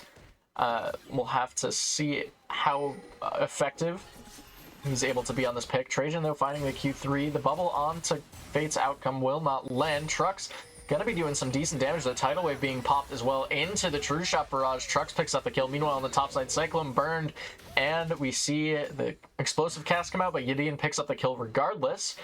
Again, another situation with a cross map 1-for-1, but Yadin picks up the solo kill, denies the Herald here as well, so doing some decent work there. And we keep getting these extended, like, 1-for-1 fights. Not a whole lot of action breaking out, though.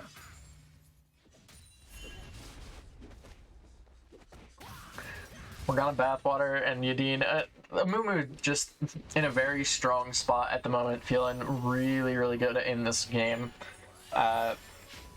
Not too sure what we'll see happen here. With the Drake spawning in 4 seconds, it looks to be just given over to Killer Whales. I don't really see a world in which Imperial Paradox contests this or even successfully wins a fight here. Mumu's on the top side, Gracchus is top side as well. The bot lane's coming back from reset, so Drake should just be going over. Lieutenant Orange experiencing fun Yone gameplay. Rambo, though, trying to clear out a pink ward here. Fate's outcome not quite able to land that W.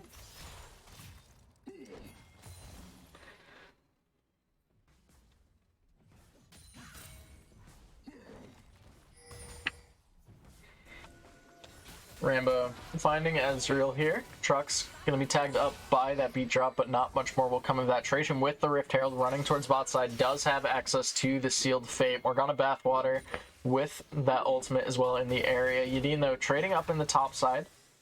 And Hunter is opting into the Everfrost, looking for more of the utility Gragas this time around.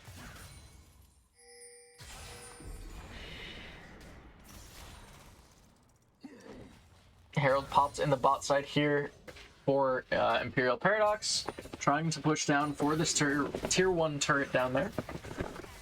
19 minutes in right now, and we are still at a fairly even gold state, just about 1,000 gold in favor of Killer Whales, but might see a fight break out here. It's been kind of slow thus far compared to the last game. A second tier 1 of the game going to fall in the bot lane here. Herald does end up falling as well. Trajan going to be tagged up by Rambo here.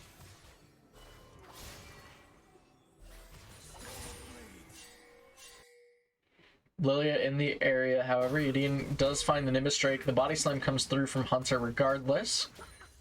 Swirl Seed lands down in the bot side onto the Amumu, it looks like, so fight successfully disengaged down bot lane. Yadin skirmishing up in the top side still, trying to push down this top tier 1, get some gold back over to the side of Killer Whales. Oh, that's tragic. Lilting Lullaby comes through onto the Amumu when he's in Fountain, so sleep doesn't quite mean much, unfortunately, there.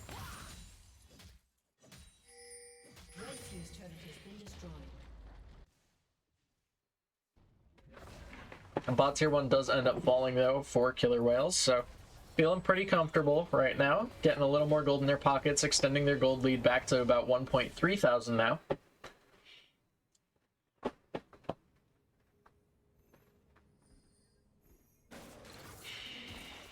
Lieutenant Orange Juice clearing out some camps. So the Lilia buffs once again, increasing her sustain against camps, so we shouldn't be taking too much damage here, especially with the Rift Maker available.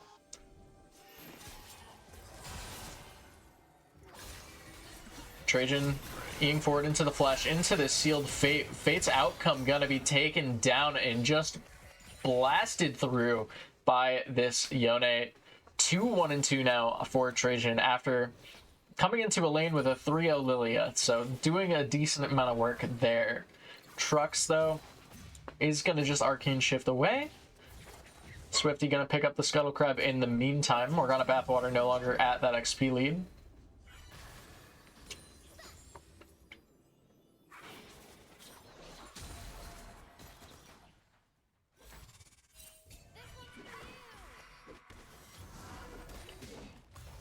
Top turret does fall in the meantime in favor of Killer Whales. Currently sitting at 2 turrets for themselves. Gold lead's still at that same mark it was at before. Bramble Vest actually picked up by both Hunter and Morgana Bathwater here, so trying to negate some of the healing coming through from the Wukong, from the Jarvan, even from the Senna Seraphine.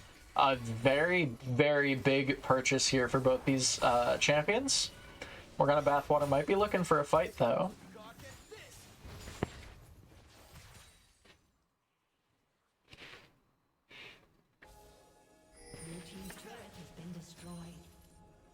Bot tier 2 will end up falling. Trajan picks that one up. We'll be able to just walk away, basically uncontested, for free.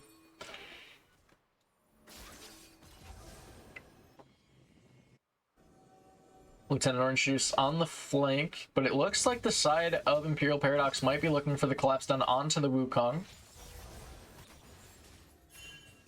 Drake here spawning in 10 seconds. Swirl Seed lands onto 1. Demonic Embrace has been picked up by the Lilia as well, so a little more sustained tankiness. As well as a tiny amount of damage over time. Cyclone coming through into the Encore, though. Trajan's going to be getting the Sealed Fate down. The Curse of the Sad Mummy onto 2 as well. Lieutenant Orange is going to jump into the backside. Does not have the sleep available. Morgana Bathwater picks up the kill. Fate's outcome just trying to do work, but gets body slammed, gets Everfrosted, gets taken down, and it's a 5-for-1 ace in favor of Imperial Paradox.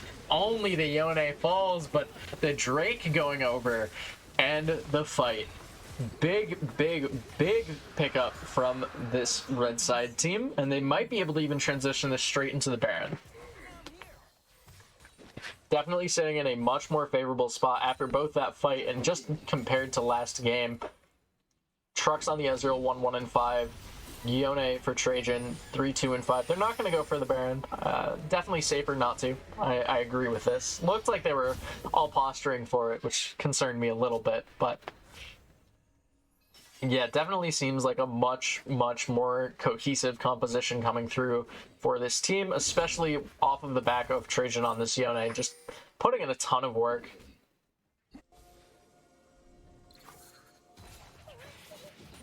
Lieutenant Orange Juice just clearing out some camps, trying to keep that income relatively high. Rambo spots out Trajan here, does get the extended route down. The Blade Sweep will come through, but does not give the shield. Leandry's picked up for Seraphine here. I actually glossed over that. I didn't see that initially, but a little more magic damage, sustained magic damage coming out from Rambo here. Not entirely against it. I still think like Moonstone or Shirelia's might be a little bit better, but still definitely effective, still definitely works.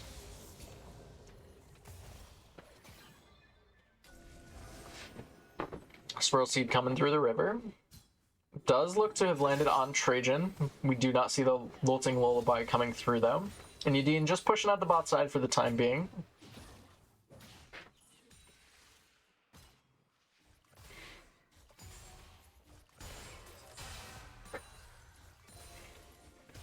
A little bit of a lull state once again. I've definitely been having some of these throughout this game, so not too shocked to see this keep coming through. We keep getting really explosive fights that come out around these neutral objectives. We've seen it for, I think, 2 of the Drakes this game. We saw it happen a little bit in the early game, just for turrets or for turret plates. We'll have to see, though, what the call is going to be for the next fight, assuming there will be one, of course. Morgana Bathwater, though, sitting 2 levels above Swifty on this Jarvan at the moment. Doing a lot of work. Already has the Sunfire Cape, has the Abyssal Mask, and looks to be completing the Thornmail next. So a lot of survivability against the Wukong Jarvan Senna, which is a lot of the damage for the side of Killer Whales right now. Seraphine does have a little bit. Lilia already doing a lot of true damage, so not too easy to itemize against her, sure. But Morgana Bathwater this time around doing a lot of work with that Curse of the Sad Mummy. We've seen it now in a few fights, doing very, very well at setting up the rest of the team, setting up Trajan to get that Sealed Fate and make sure that it lands. We'll have to see if that continues, but so far this game, actually, Lilting Lullaby down onto the Ezreal in the mid side. He gets the Arcane Shift buffer. Truck's going to be taken low. Senna ultimate is not going to land, so Trux will be able to barely stay alive here on this Ezreal pick. Very big cooldown burn by Lieutenant Urchus, but does have it almost back up already. Meanwhile, Trajan just taking the top turret in the meantime. 4th turret of the game going over to Imperial Paradox as they sit 3,000 gold in the lead. But the Amumu's here. 2-man Curse of the Sad Mummy. Rambo going to be jumping back. Misses the Encore as well. Very, very big cooldown used there. And it's already like half off cooldown? That can't be. Like, these spectator icons look so bugged. But I like a lot of these fights that both sides have been looking to go for. We saw it with the engage onto the Ezreal in the mid side from Lieutenant Orange Juice. Looked like a very good fight to take, looked like an easy pick. Just a little bit of miscommunication around that timing of the sleep. And even the response coming through from Morgana Bathwater looking for the fight. And then the counter response from Rambo to try and get the Encore down onto the entirety of Imperial Paradox. I like these looks both teams are going for. Not afraid to take fights even when behind, or not afraid to like take fights to punish. I think is how I'd phrase that. 10 seconds though until the Cloud Drake spawns. 2 Drakes a piece to each team. A Cloud Drake a piece to each team. Ocean Drake to the side of Killer Whales, Mountain for Imperial Paradox, but the Sealed Fate comes down onto just the Seraphine. Exhaust coming through onto Trajan as well. Curse of the Sad Mummy not quite available. Cyclone down onto 3 in the backside into the Cataclysm as well. The Explosive Cast coming down just to try and disrupt the fight. The Sleep lands onto 3. Lilia doing a decent amount of work. Morgana Bathwater is going to be taken extremely low, and Yadin is going to just try to dance around the fight, but Lieutenant Orange Juice jumping around, prancing around, making Lilia look fun and interactive. 2 kills for 0 thus far, but Trajan does find Swifty. Dawning Shadow does not land either, so it will just be those 2 kills for nothing. Drake looks to be going over to Killer Whales, however. Lieutenant Orange Juice pushing down the mid T1, trying to take this one. Cloud Drake goes over, mid tier 1 goes over, and Killer Whales managed to swing themselves back into this game. Gold almost dead even at this point.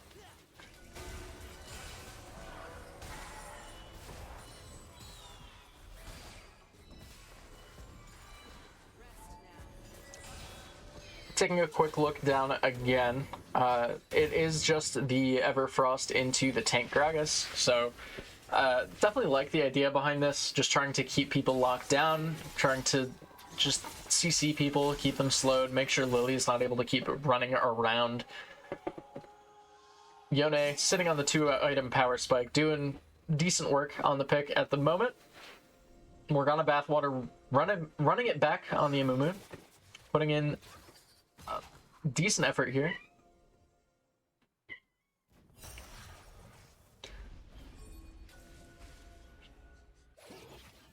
Trajan, though, level 16 now on the Yone. 3 points into that Sealed Fate. Lieutenant Orange Juice trying to just look for XP somewhere, trying to get himself up to that level 16 point, get access to that rank 3 sleep. Will end up taking over. Morgana Bathwater, though, finds a pink ward, looks to be trying to contest it, and will back away. Again, we reach a little bit of a lull state. It's been this way for this entire game, where one massive fight breaks out around a neutral, and then both teams tend to play it safe, play back off, and then run it back 6 minutes later, Drake spawn. Sometimes we see some posturing around Baron, but nothing quite definable as a fight at this point, is I think how we would phrase that.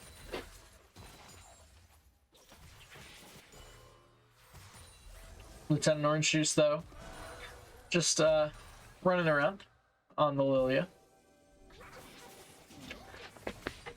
Another quick look as well at the stacks for Senna, sitting pretty at 63, 64, 65, 66 now on Fate's outcome here. So it does have 3 of those range upgrades sitting pretty at the moment.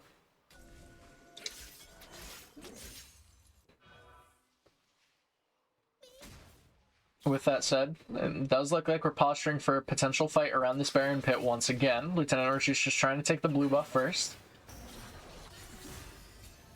Guardian has been popped from Cleo, though.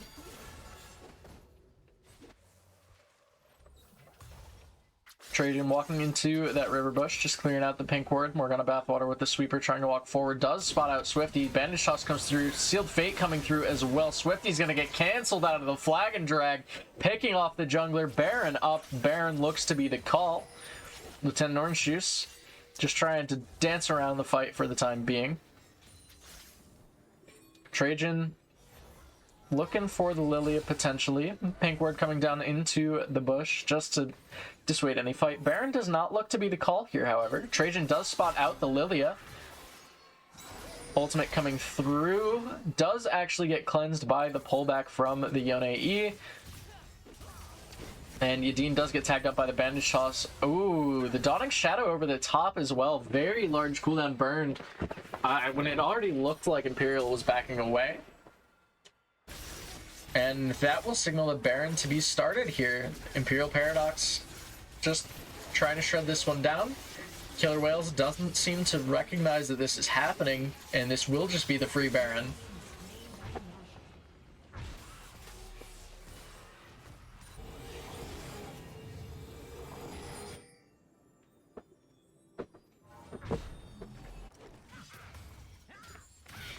Currently sitting right around 2,000 gold in the lead is Imperial Paradox. 42 seconds left on the Drake spawn here. Cloud Soul point for the side of Killer Whales, but a third Drake on the table for Imperial Paradox if they're able to get this one. Rainbow, though, might be in a bad spot. Does get hit up by the bandage toss. The flash coming out from Swifty, but the Curse of the Sad Mummy into the Sealed Fate. Trajan picks up the kill. And that is one dead Seraphine. Drake spawning here in 20 seconds. Morgana Bathwater on the other side of the wall. Does not care. Swifty face checking the Amumu once again. Flag and drag having to be burned to get out. True Shot Barrage coming down, but will not find its mark. Trajan trying to just run down the Jarvan is not able to do so.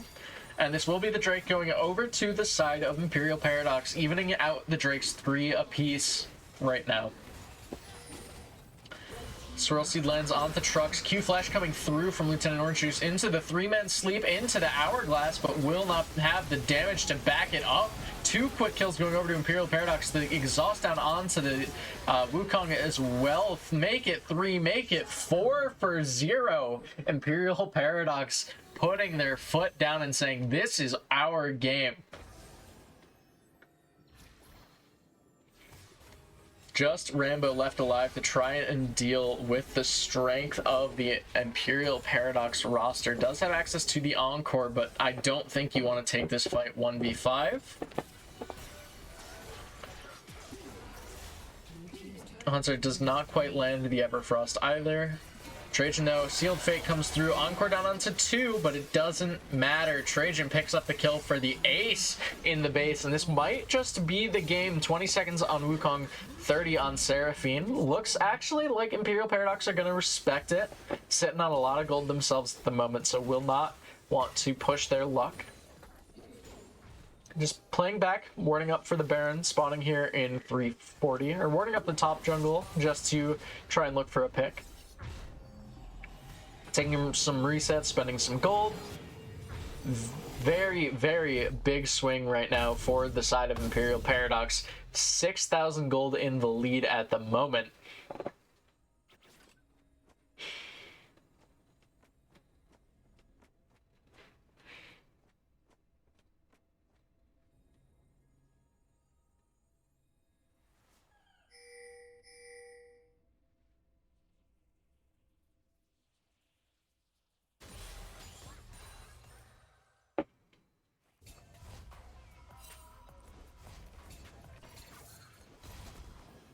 Swirl Seed lands on 2 trucks here in the mid side.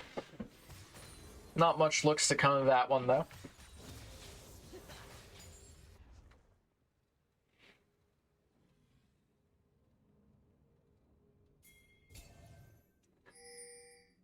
Once again, seems to just be a little bit of a standstill. Both neutrals spawning in just around 2.5 minutes here, and both teams wanting both neutrals, as we do see 4th Drakes coming through for either side, or potential for the Baron coming through for either team. Again, both these neutrals would be very beneficial to both teams, so would not be too surprised to see a fight break out at either. It doesn't feel like either team wants to trade one way or the other. Lieutenant Orange Juice, though, finding the sleep down in the top side. Into the W. Just trying to run through Hunter at the moment. Swirl Seed will end up going wide. Lieutenant Orange Juice, though, does not care. Does get hit by the Q from the Gragas Trajan, though. Sealed Fate popped onto just the Wukong, but will find the kill regardless. Meanwhile, on the top side, Lilia picks up the kill. Lieutenant Orange Juice now 7 and 5 on the pick. But it's, again, another cross-map 1-for-1, but the bot side will be an inhibitor going down in favor of Imperial Paradox. Trajan jumping forward, the flash being burned instantly by the Senna, not wanting to go down there, understandably so. Fate's outcome gets hit by a single Ezreal Q and loses half his HP.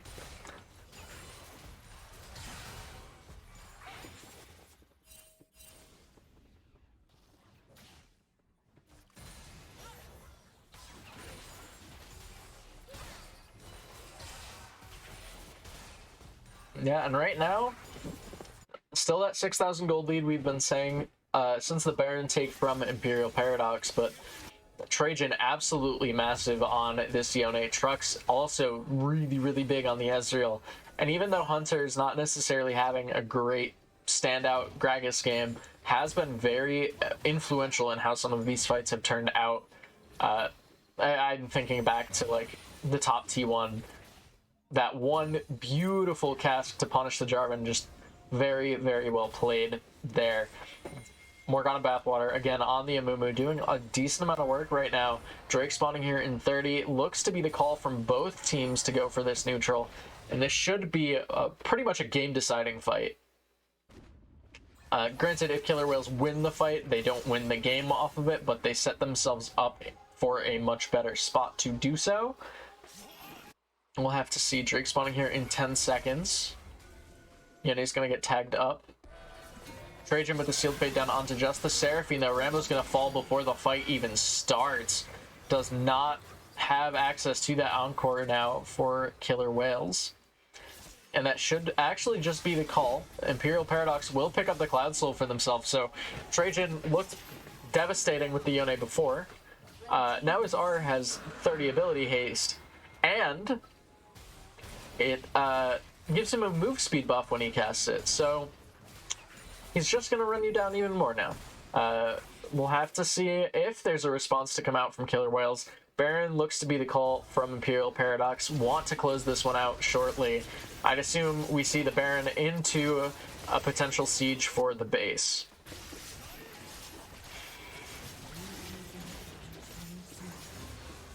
Baron taken here by Imperial Paradox. Swirl Seed down onto 2. No Lilting Lullaby coming out, however.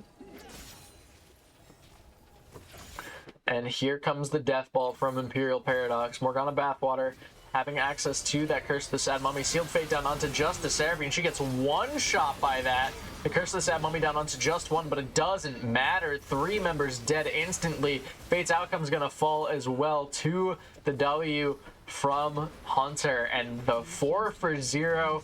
The base is the only thing left standing for Imperial Paradox, but not for long. Jumping over the wall, taking down the mid inhibitor.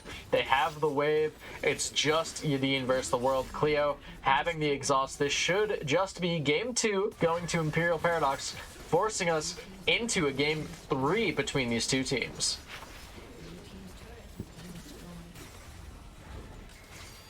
Trajan almost died, but it doesn't matter.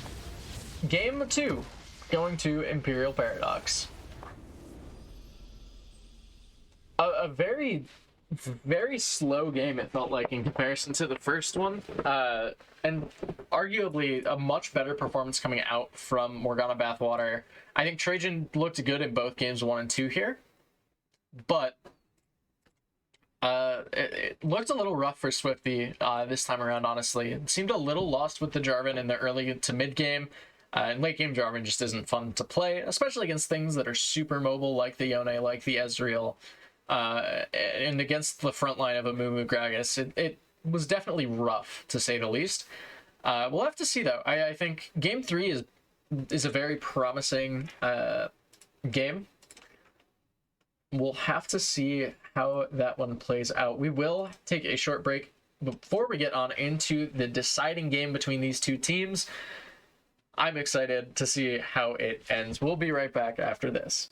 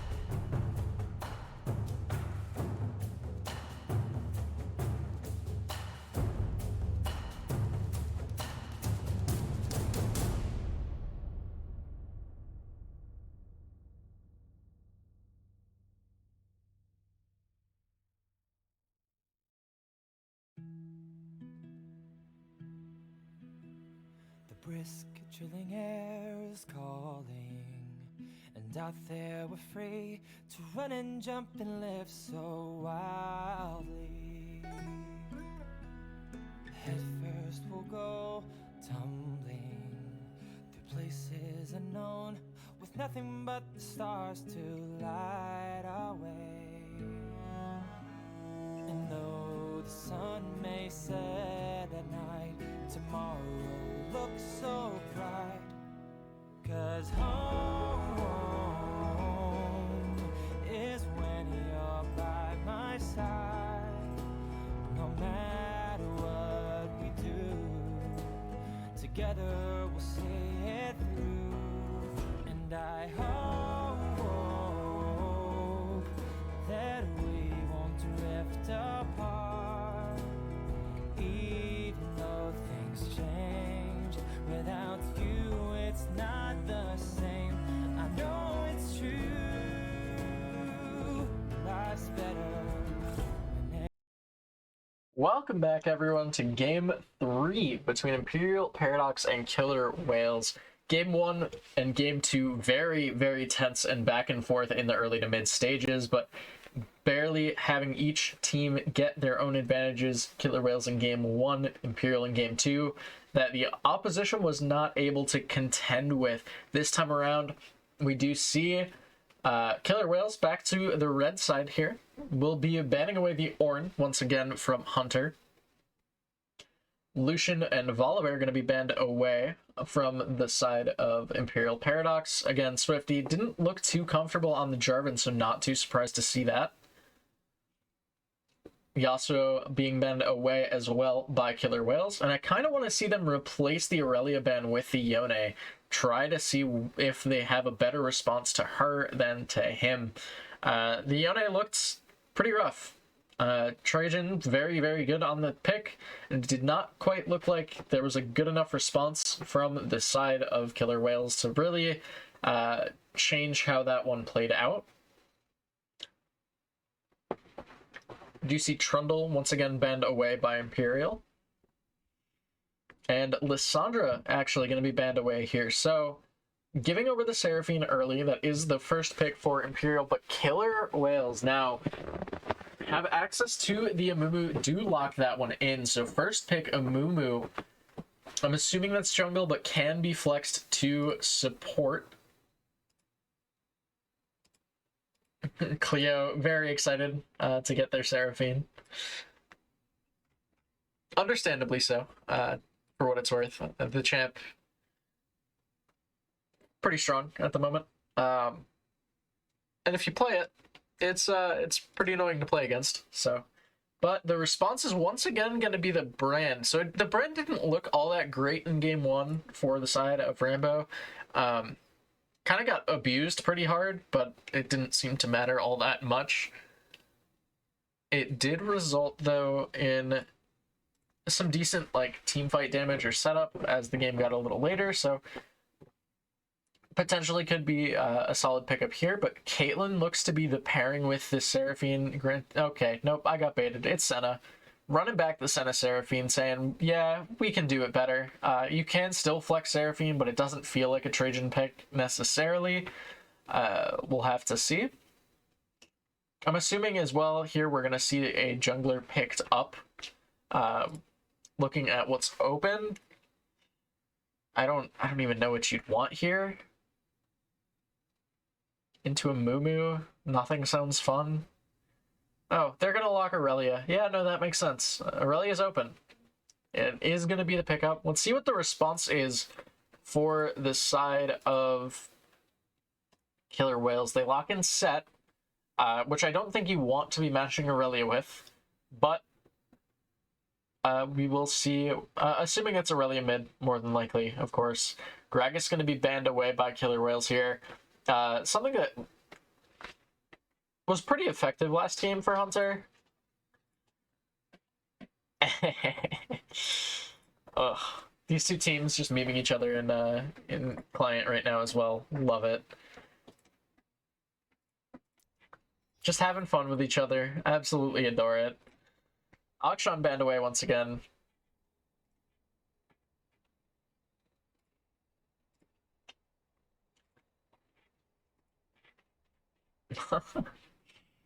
We'll have to see what the picks are going to be. There is the potential for an 80 carry to come out, or an 80 carry ban to come out from Imperial, but last time we saw Killer Whales ban the Ashe, I wasn't huge on it. I was hoping that would have been the Yone ban. That could have been a very different game if that was the case.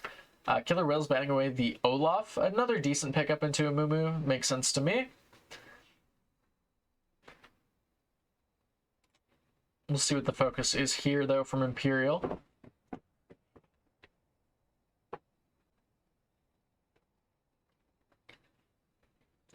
Looking at it as well, Lilia going to be banned here. Okay, a little interesting. But there's the potential for, I almost want to say like a Samira, which feels a little rough. You could, Fellas doesn't strike me as a Draven guy. We'll see. I really want to see the Draven. Draven just getting buffed this patch feels really cool. I think the buff was really neat. Interested to see where Velos will land here, though. Could potentially even go for something like the Ziggs, make him a little magic heavy. So I do like the Caitlyn here. I think the range is pretty effective. Yeah. Decent pickup. And this does leave the Aurelia as the flex pick. Probably going to be the set for the response. You have a Mumu brand as flex picks as well. Sejuani looks to be the hover right now for the side of Imperial. Hovering Karthus now, which could be a very fun pickup. Ivern, Sejuani, Skarner, Sejuani going to be locked in. Imperial Paradox, just running back the tried and true Aurelia Sedge combination. Very, very potent if they're able to get any sort of an advantage.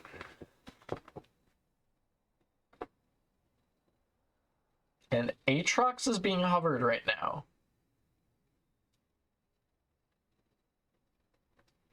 We saw this hover last time around and they swapped it off to something different. Alawi being hovered at the moment. But they will go into the Aatrox for the side of Imperial. Hunter going to be picking that one up. The response from Killer Whales, though, we'll see what they pick. I'm assuming they're going to look for a mid laner, more than likely.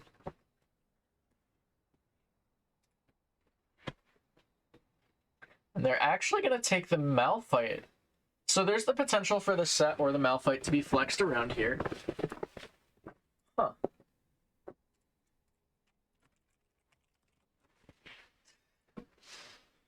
Yeah, I'm actually very interested to see where these comps land. My concern with the side of Killer Whales, though, is they have 3 tanks and a Caitlyn and a set, or Caitlyn and a brand. Oh my gosh. It's been a long night. I apologize. But I don't think that you have a ton of damage to deal with the Sejuani, and Aurelia might just be able to run over your backline.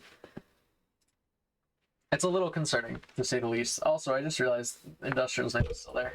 Oops. But yeah, it's a little concerning the composition. And I look over at the side of Imperial.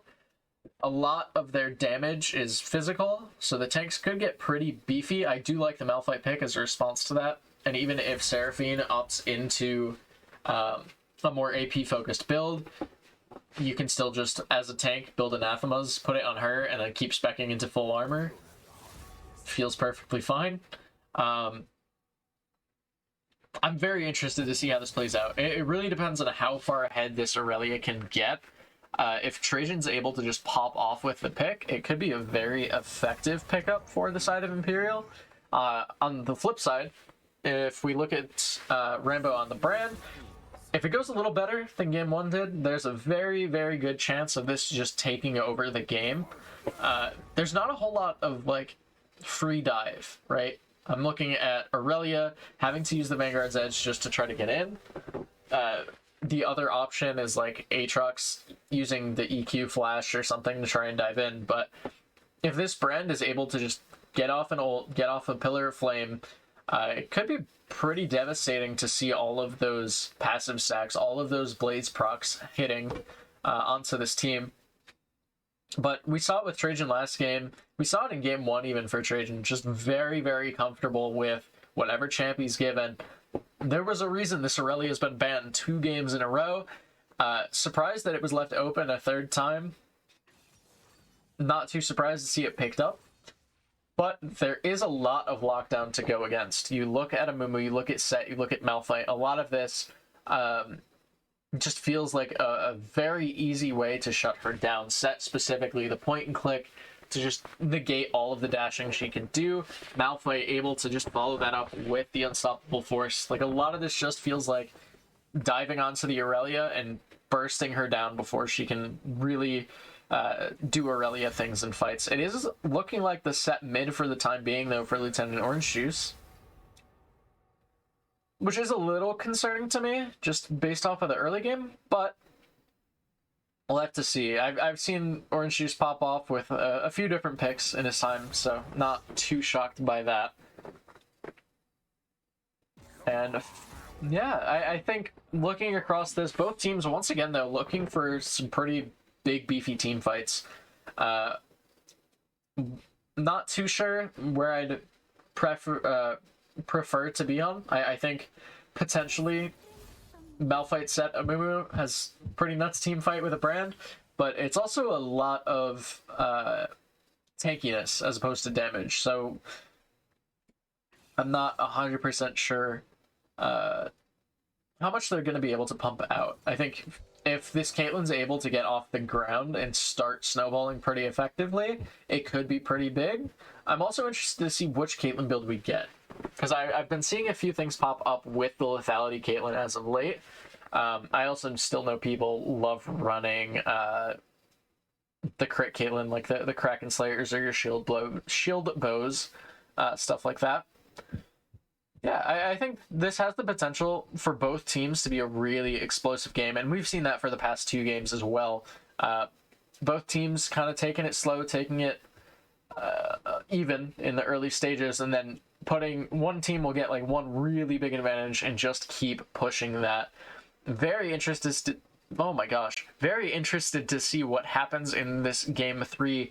With that said, we're going to take a short break, wait for the spectator delay to load in, and once we are into the Rift, game 3 between Killer Whales and Imperial Paradox. We'll be back after this.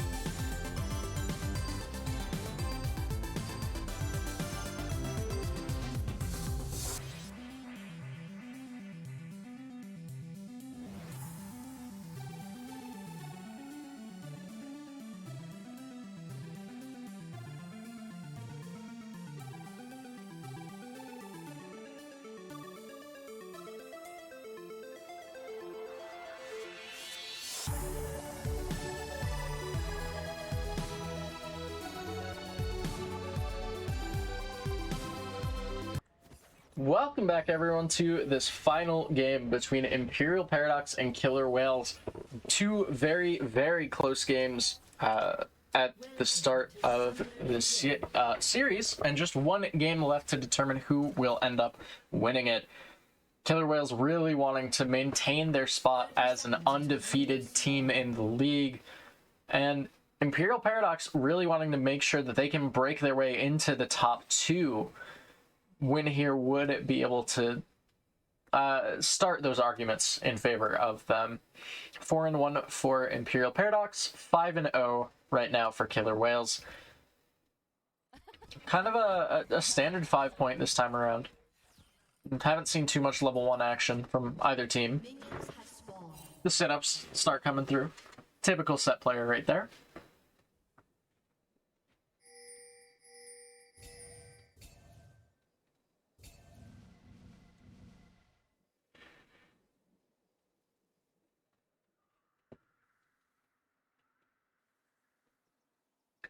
Yeah, we'll have to see what happens this time around. Brand generally struggles against lanes that can out-sustain him through the poke. If he's able to burst them down, it's pretty effective, but Cleo running the Aerie, Trucks just on Senna, like, it's going to be hard to do so, I feel. We'll have to see. Facebreaker in the mid side. Trajan taking about half HP, just from Lieutenant Orange Juice on the set. Yidin canceling some auto attacks up in the top side.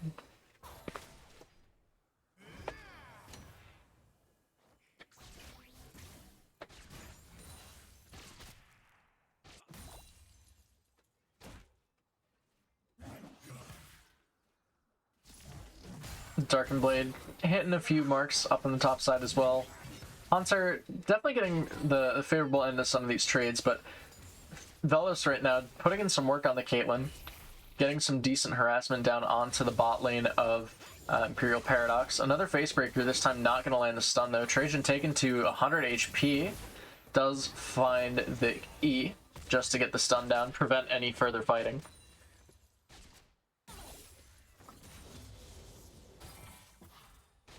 And I take back what I said. This lane apparently feels pretty good for set. I don't play a ton of set, so you learn something new every day.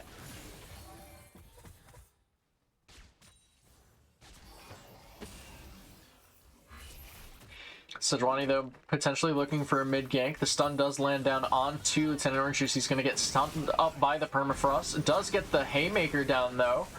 Getting tagged up by the Arctic Assault, but the flash bandage toss for the kill. Swifty picking up first blood. The second bandage toss does land onto Morgana Bathwater. Flash follow from Lieutenant Orange Juice.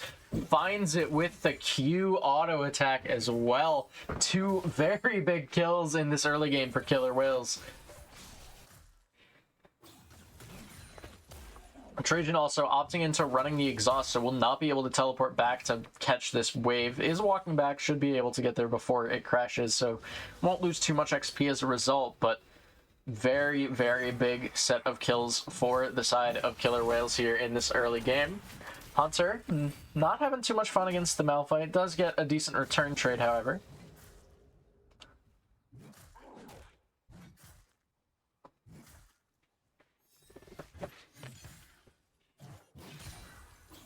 Hunter not quite landing the knockup of the Q3. Might have been able to look for the kill if he did, but definitely safer not to over-aggress, I'll say. Dark Harvest proc down in the bot side. But yeah, here's the pain of just all the sustain that these two champions can provide to each other. And Senna just like providing her own sustain to herself feels pretty rough. Teleport coming in for Edine up in the top side. Did get the reset into the double cloth armor, so not really a threat of dying to this Aatrox too much anymore, provided he doesn't like really misplay too heavily. Should be fairly easy to stay alive in this lane.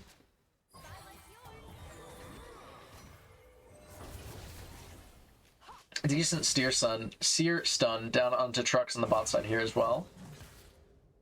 Hunter did take the reset and teleport back up, but is now dealing with a relatively large wave and Malphite just kind of free poking him. Rambo, another Pillar of Flame down onto Cleo.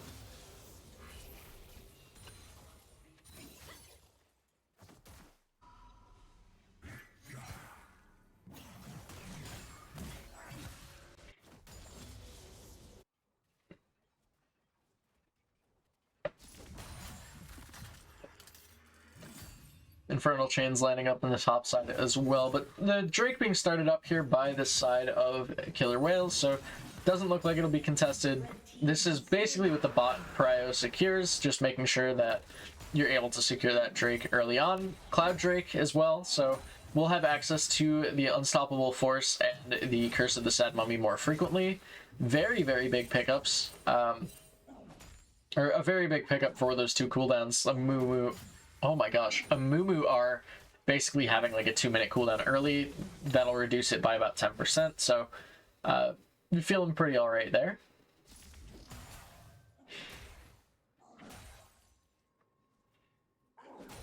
Potential for something to happen up top here, though. Swifty is in the area. Hunter does land the Infernal Chains onto a minion, it looks like. But the the Bandage Toss will find the kill. Yadin picks that one up with the Unstoppable Force into the auto attack. Very big pickup there as well. And now it's 3-0 with a 2,000 gold lead in favor of Killer Whales here in this game 3.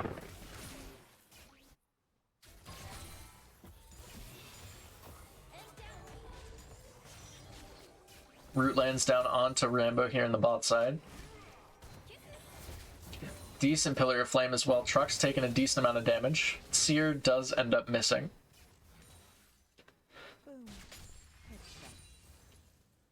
And yeah, the bot lane doing some decent work. Trajan, though, in the area, as well as Morgana Bathwater, should be spotted out. Yep, Ward will find this Aurelia, so the bot lane of Killer Whales respecting that they don't really need to push up here. There's not much for them to contest. So, very respectable, like, backing off, I guess is how I'd phrase that.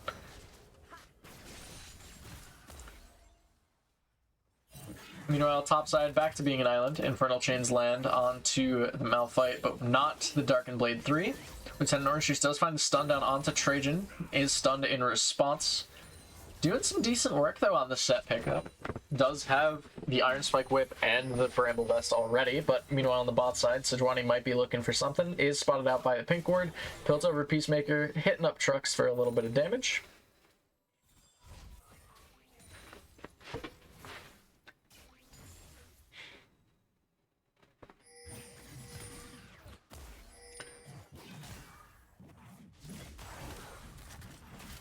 A little bit more fighting happening up top side.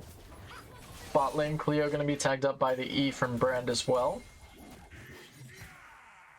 Hunter dashing forward, hitting the edge of the Darkened Blade as well.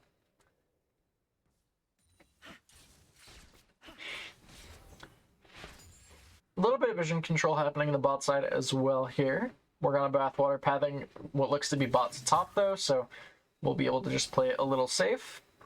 Trajan, not having too much fun, gets tagged up by the Facebreaker. Haymaker will end up going wide, however, from Lieutenant Orange Juice.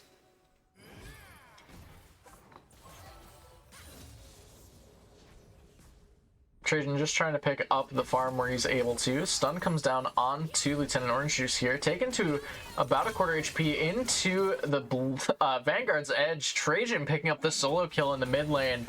Very, very big kill for this Aurelia to get and start her snowball through this game. Meanwhile, Sejuani is in the area. Bot side does have access to the ult. Is going to pop it. Rambo's going to flash. Encore goes wide. Morgana Bathwater is going to get stunned up by the Seer into the Pyroclasm.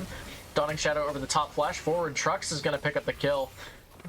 Big, big fight down in the bot side as well. 2 quick kills going back over to Imperial Paradox.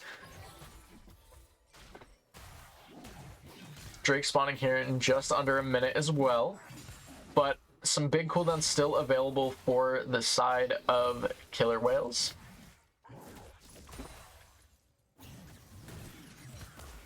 Hunter and Yadin just trading some more up in the top side.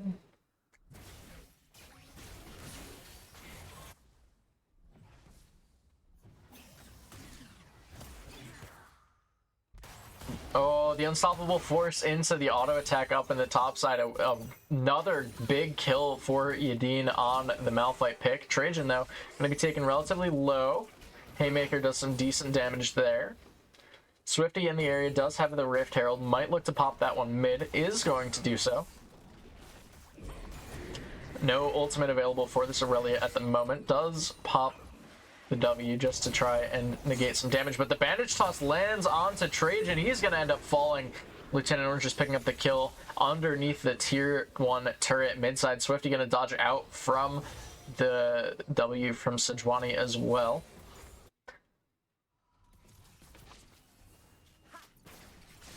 Piltover Peacemaker canceling the recall from Trux on the Senna at the moment.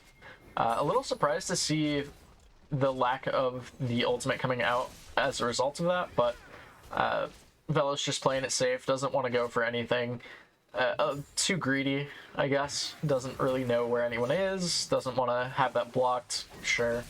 Orange Juice fighting with the Sejuani in midside, doing about half her HP for the time being.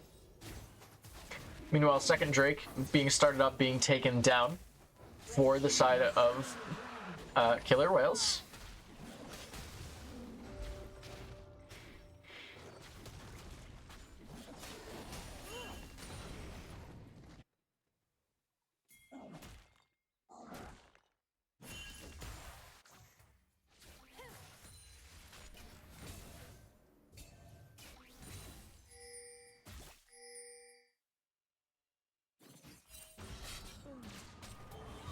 Once again, though, a little bit of inaction during these downtime periods, which definitely makes sense. Both teams playing smart, not wanting to just permafight, not wanting to throw leads when they don't have to. A little bit of skirmishing happening, though, regardless. In the mid lane, Trajan dumpstering Lieutenant Orange Juice, who does pop the showstopper. Cleo, though, going to be taken extremely low. Fate's Outcome picks up the kill with the Piltover Peacemaker. Doesn't have mana for the ultimate, though, so will not be able to find the kill onto Trux in the mid side. Lieutenant Orange Juice is able to stay alive through the utilization of that ultimate. Trajan also staying alive, but being able to stay in the lane as well. It does look like Cleo will be running the Leandries once again, as we saw, I believe it was Rambo do last game.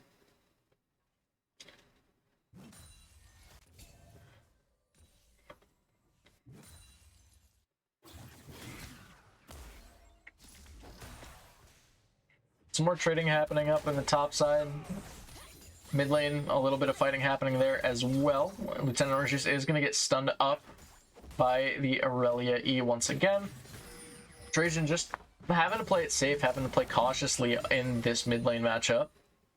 Hunter able to sustain through right now the Malphite damage just because not proc. Ooh, good flash coming out on the Unstoppable Force, but Swifty's in the area on the Amumu. Infernal Chains land. Bandage Toss lands as well. Curse of the Sad Mummy, Dawning Shadow over the top of it all, but another Bandage Toss into the E. Very big pickup there. Trajan going to be taken relatively low by Lieutenant Orange Juice. Cleo, though, in the area, so the set will have to back away. Overall, though, very big pickup. Again in the top side, 0-3-0 now on the Aatrox for Hunter. Not where you want to be on this pick. And Lieutenant Orange just barely missing the Facebreaker onto Cleo. And the BM emo as a response. That's a little bit of a tilt there.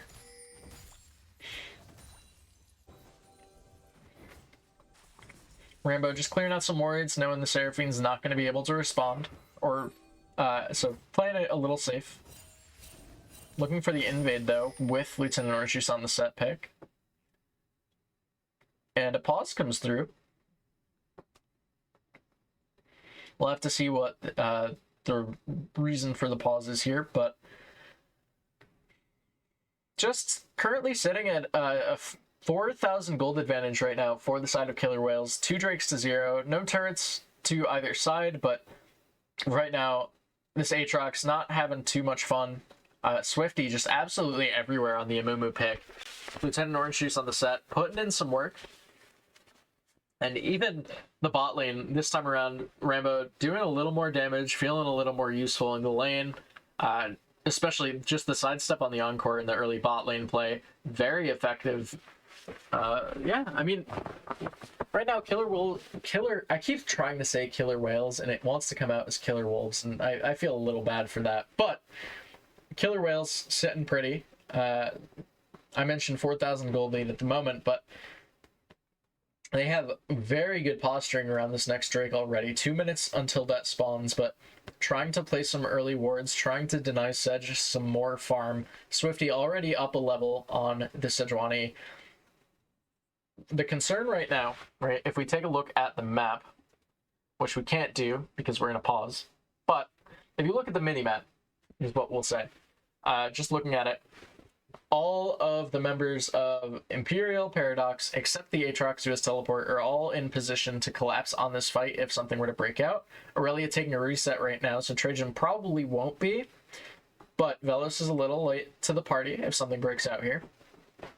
And you'll have trucks running up, you'll have Cleo already in the area, did spot this one out, it seemed like, on the rotation in. Morgana Bathwater pathing up towards the Raptor pit right now, so we'll have to see if that's what the call is from Killer Whales to try and abuse or punish, or if they're just going to get the vision back out. Brand does have access to stealth wards and to pink wards. So we'll have to see what Killer Whales looks to do. Hopefully this pause doesn't last for too much longer. We are going to take a quick look. I see. Yeah, it looks like it was a mutually agreed upon bathroom break for both teams, so good timing, I guess. Hopefully we'll be able to get back into this one relatively quickly. I do want to do a few checks here, just looking at trucks. Currently 16 stacks on the Senna. A little behind where you want to be at this point. Doesn't have access to that first range upgrade. Brand sitting on 5 Dark Harvest stacks at the moment as well, so doing some decent damage with that one.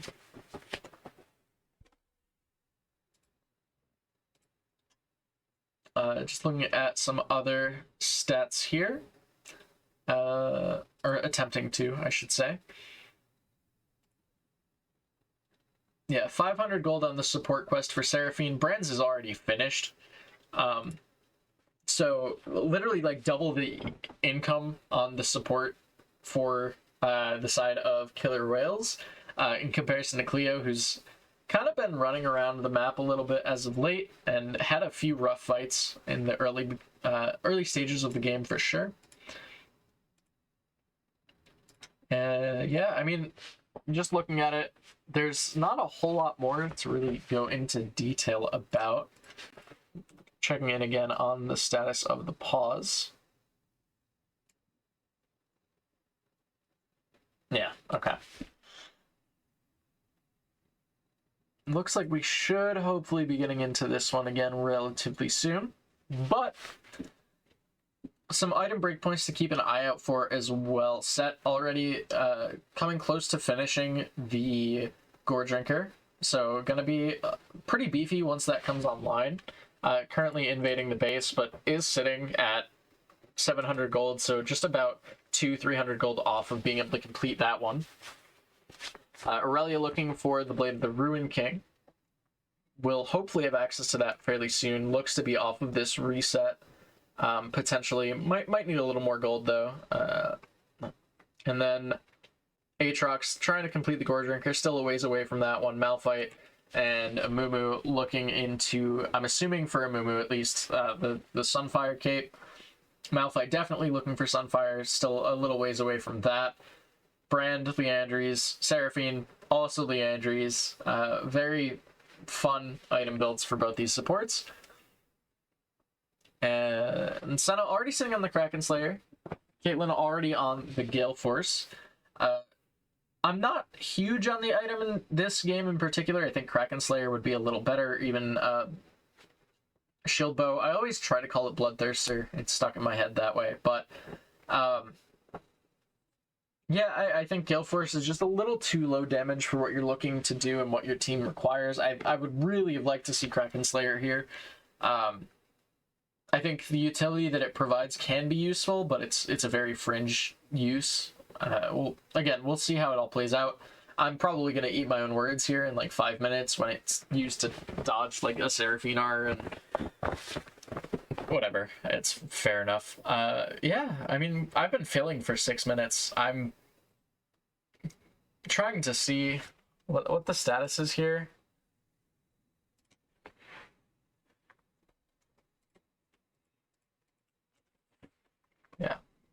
Still just on a bathroom break, it seems. Well, we're gonna take a short break here up until I get some confirmation of when the game is going to go back live.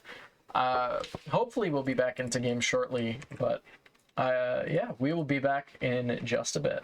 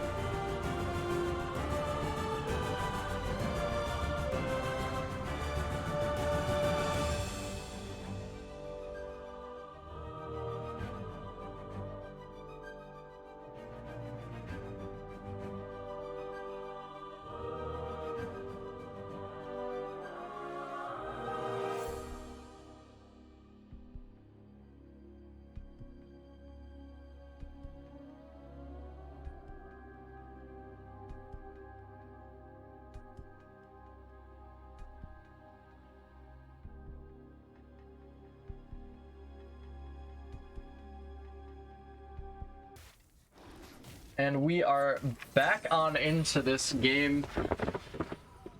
Kind of a brief emergency pop-up, so I had to deal with that one for Trajan.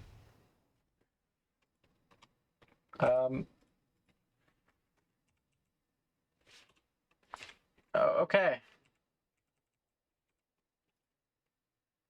Sure.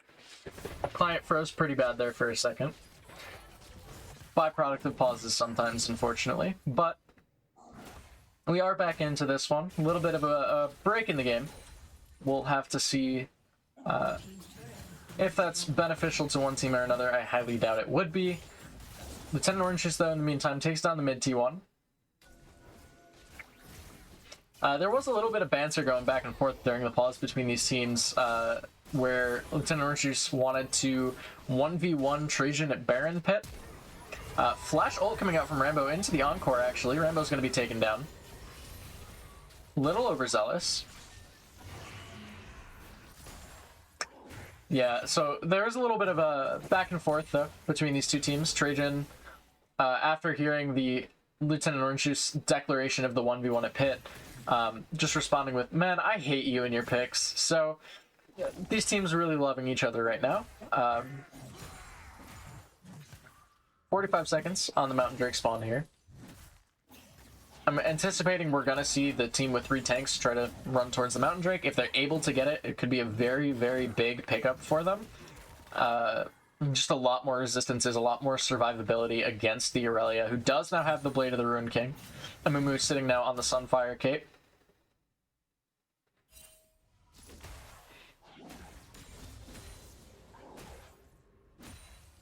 Looks to be building into the Bramble Vest as well. Really like this pickup from the entire top half of Killer Whales, just making sure that they get the heal cut in. A lot of it is going to be on hit focused, looking at trucks, looking at Trajan, a lot of on hit damage, so it negates a lot of that sustain. It's less necessary for Aatrox to be auto attacking, although the passive does provide a decent amount of damage. And actually with the Okay, with the fact that they're up 2 Drakes, they're actually looking to give over the Mountain Drake here in response for the tier 1 mid.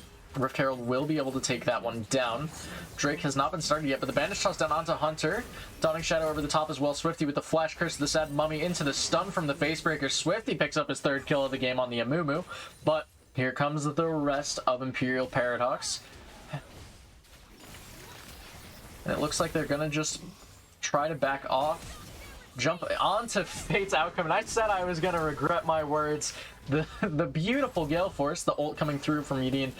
Trux is going to be able to flash away from that one, though. Bandage Toss lands onto the Senna. She's going to end up falling. Morgana Bathwater, though, in the middle of 4 people. The Showstopper slams down the Sejuani to pick up the kill, and it's a quick 3-for-0 in favor of Killer Whales. Mountain Drake should go over to them, and they get the mid tier 2 as well.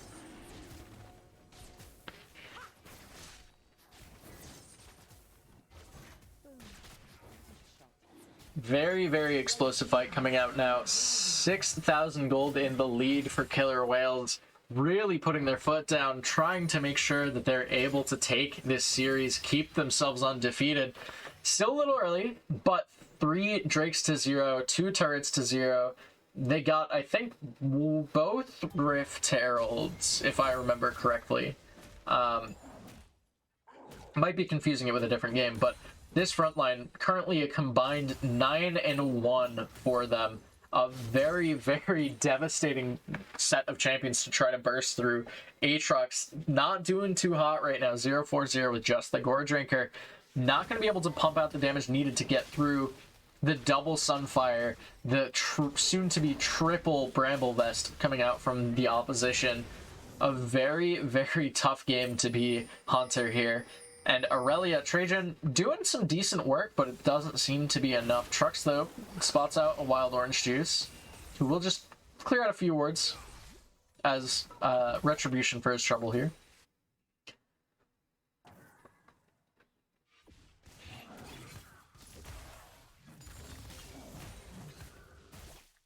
Lieutenant Orange Juice just might be getting punished here, though.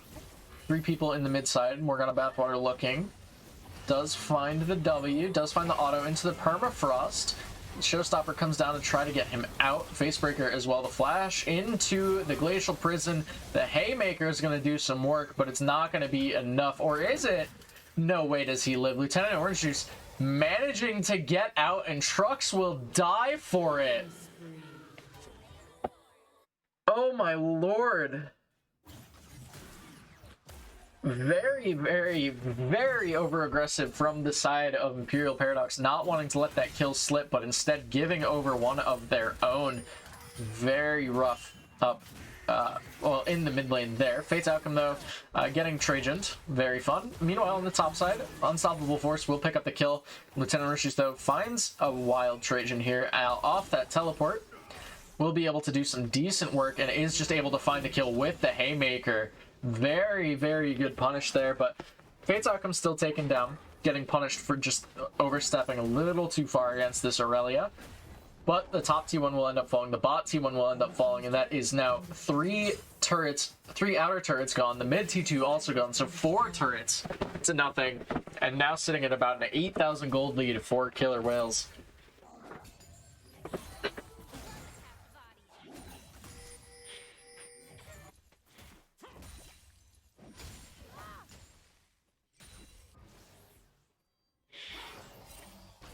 Trux, though, landing the route down onto Swifty, just trying to get out for the time being.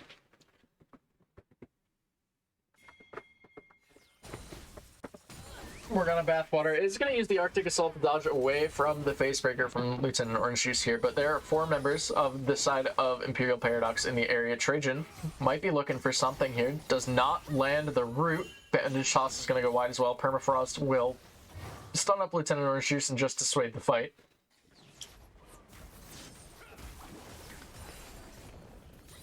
Constellation Prez Krugs going over to the side of Killer Whales as well. Lieutenant Orange Juice with the Facebreaker onto Trajan is going to get the stun down onto the set once more. A little more skirmishing happening in this bot side. Trux playing Bushwhack Senna. Not too sure how I feel about this, but we will see if it plays out, or pans out, rather. 2 levels down for Hunter up in the top side here as well. Not ideal by any means. Lieutenant Orange, though, going to be rooted up, going to be stunned up. Haymaker comes down onto 3. We do see the Encore land as well. Trajan's going to be taken down before the fight even starts. Glacial Prison down onto Fate's Outcome. He will end up living regardless. Hunter is going to be taken down up in the top side with the Unstoppable Force. 5-0-1 on the Malphite. 2 very, very scattered fights, but very big pickups for Killer Whales here, just extending their lead almost 9,000 now in their favor. Soul Point spawning in 30 seconds as well, making this front line even more devastating to try and like get through in any capacity. Senna, though, building into the Rage Blade, so we'll be able to do a little more damage. Does have the Kraken Slayer, so the front line, while problematic, will be able to get shredded a little more effectively. Mountain Soul spawning here in 7. And it does look like Killer Whales are postured to try and secure this. Morgana Bathwater looks to be playing for the steal, but Lieutenant Orange just spots out the pink ward. Is just going to sit there on the pink ward. Does walk out. That will be Lieutenant Orange is probably falling, trying to run away. Does get blast coned into the red buff wall. Showstopper down. Flash out from Trucks as well. Facebreaker. Trajan's going to be taking a little bit of damage here, but Swifty is going to get tagged up by the Aurelia ultimate. Does not quite have access to the Curse of the Sad Mummy just yet. Fate's Outcome going to be taken low by Aurelia in the backside, but she's going to have to flash away. Meanwhile, Swifty finding a kill down into the Curse of the Sad Mummy onto Trucks. No flash, no heal for him. Morgana Bathwater is going to end up falling. Yudine's going to flash over the wall as well. Pick up the kill there. It's 3 for 1. Cleo's going to be the next one to fall. Exhaust being burned onto the Malphite. Double kill anyway. And that's now a 4 for 1 in favor of Killer Whales. Currently sitting 10,000 gold in the lead. Mountain Soul to their name. And this bot T2 is going to be theirs as well.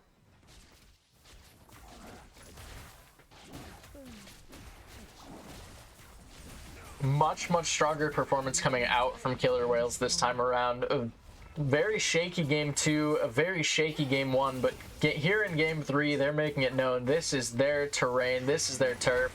Trying to hit the tier 3 here as well. Just gonna walk away from this one though. Not really a ton of damage to siege with, unfortunately.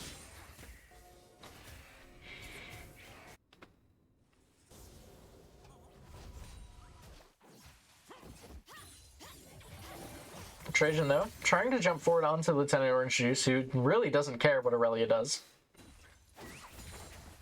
A few different times now, it looks like he's been caught out of position or it was going to end up falling and just ends up turning the fight in favor of Killer Whales. A very potent pick, it seems, for this mid laner. Baron is available for the taking. I'd expect to see Killer Whales start moving their way up there. They should know it's a pretty free take whenever they want it, as they are just so far ahead. And especially knowing that Aurelia's bot lane, it should be a fairly certain pickup. Amumu, though, still on the bot side, so pretty sure you don't want to take this without knowing where Sejuani is. Facebreaker lands, as well as the stun from the Aurelia. She dashes forward, though. Lieutenant Orange is going to be taken to about half. Trajan fully stacked on the passive. Flash ult coming in. Trux is going to be taken low. Trux is going to fall. Lieutenant Orange is still just pumping out damage. Another Facebreaker kills the Seraphine in the bot lane. Trajan is also going to be taken low. Lieutenant Orange is going to be stunned up by Hunter, who is going to pop the ultimate, but is going to end up falling. 1v4 basically, and Lieutenant Orange just comes out at half HP. Yadin does teleport in to secure the last kill, but Baron the whole time being taken by the side of Killer Whales, and this game looks all but over for Imperial Paradox. Baron ends up falling. Trajan's going to be just run down by Yadin on this Malphite right now. Lieutenant Orange Juice is going to get tagged up by the Vanguard's Edge, but will end up falling to the Malphite regardless. 8-0-2 now for him. They're still pushing. Their whole team just took Baron and backed, and here they are pushing down an inhib as this Set Malphite duo. Set leaving with more HP than he started with. Mia pings from his own team coming through.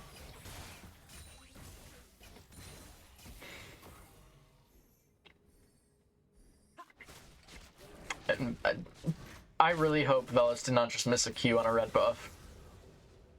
Oh boy. That's a little rough, to say the least. But right now, sitting very strong. 14,000 gold in the lead. Just, you know, feels pretty good, to say the least.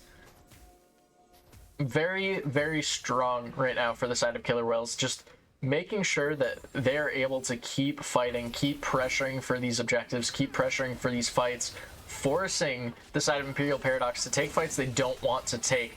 This Aurelia does have her shield bow, but it is not up for usage at the moment, cannot be procced. Set teleporting into the bot side though, looking for the ultimate onto someone. Trajan gonna dash forward, ultimate down onto the Aatrox. 2-man encore here though for Cleo, who is gonna be taken down. Curse of the Sad Mummy lands onto 2. Rambo's gonna be taken low, ends up stasising to stay alive. Trajan's gonna end up falling. Double kill for Velos on the Caitlyn now. Hunts are gonna be taken low. Swifty, Bandage Toss should be coming through. Piltover Peacemaker will not find a kill, but Swifty will. Trucks in the backside just against the beefy boy of the Malphite.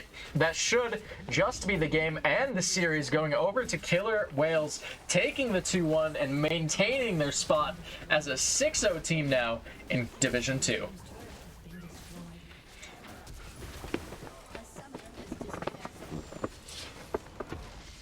A very, very dominant performance coming out from the side of Killer Whales here in this final game of this series.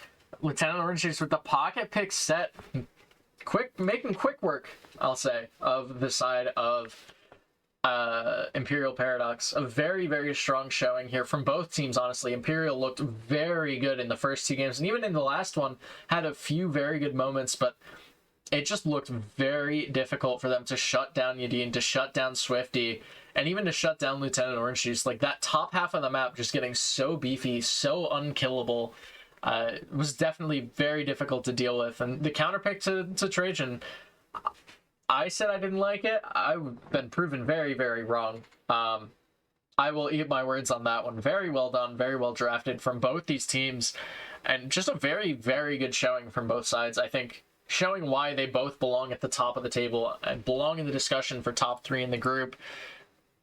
A very, very good game, once again, from both sides. With that said, that's going to do it for us here on ZGG 1.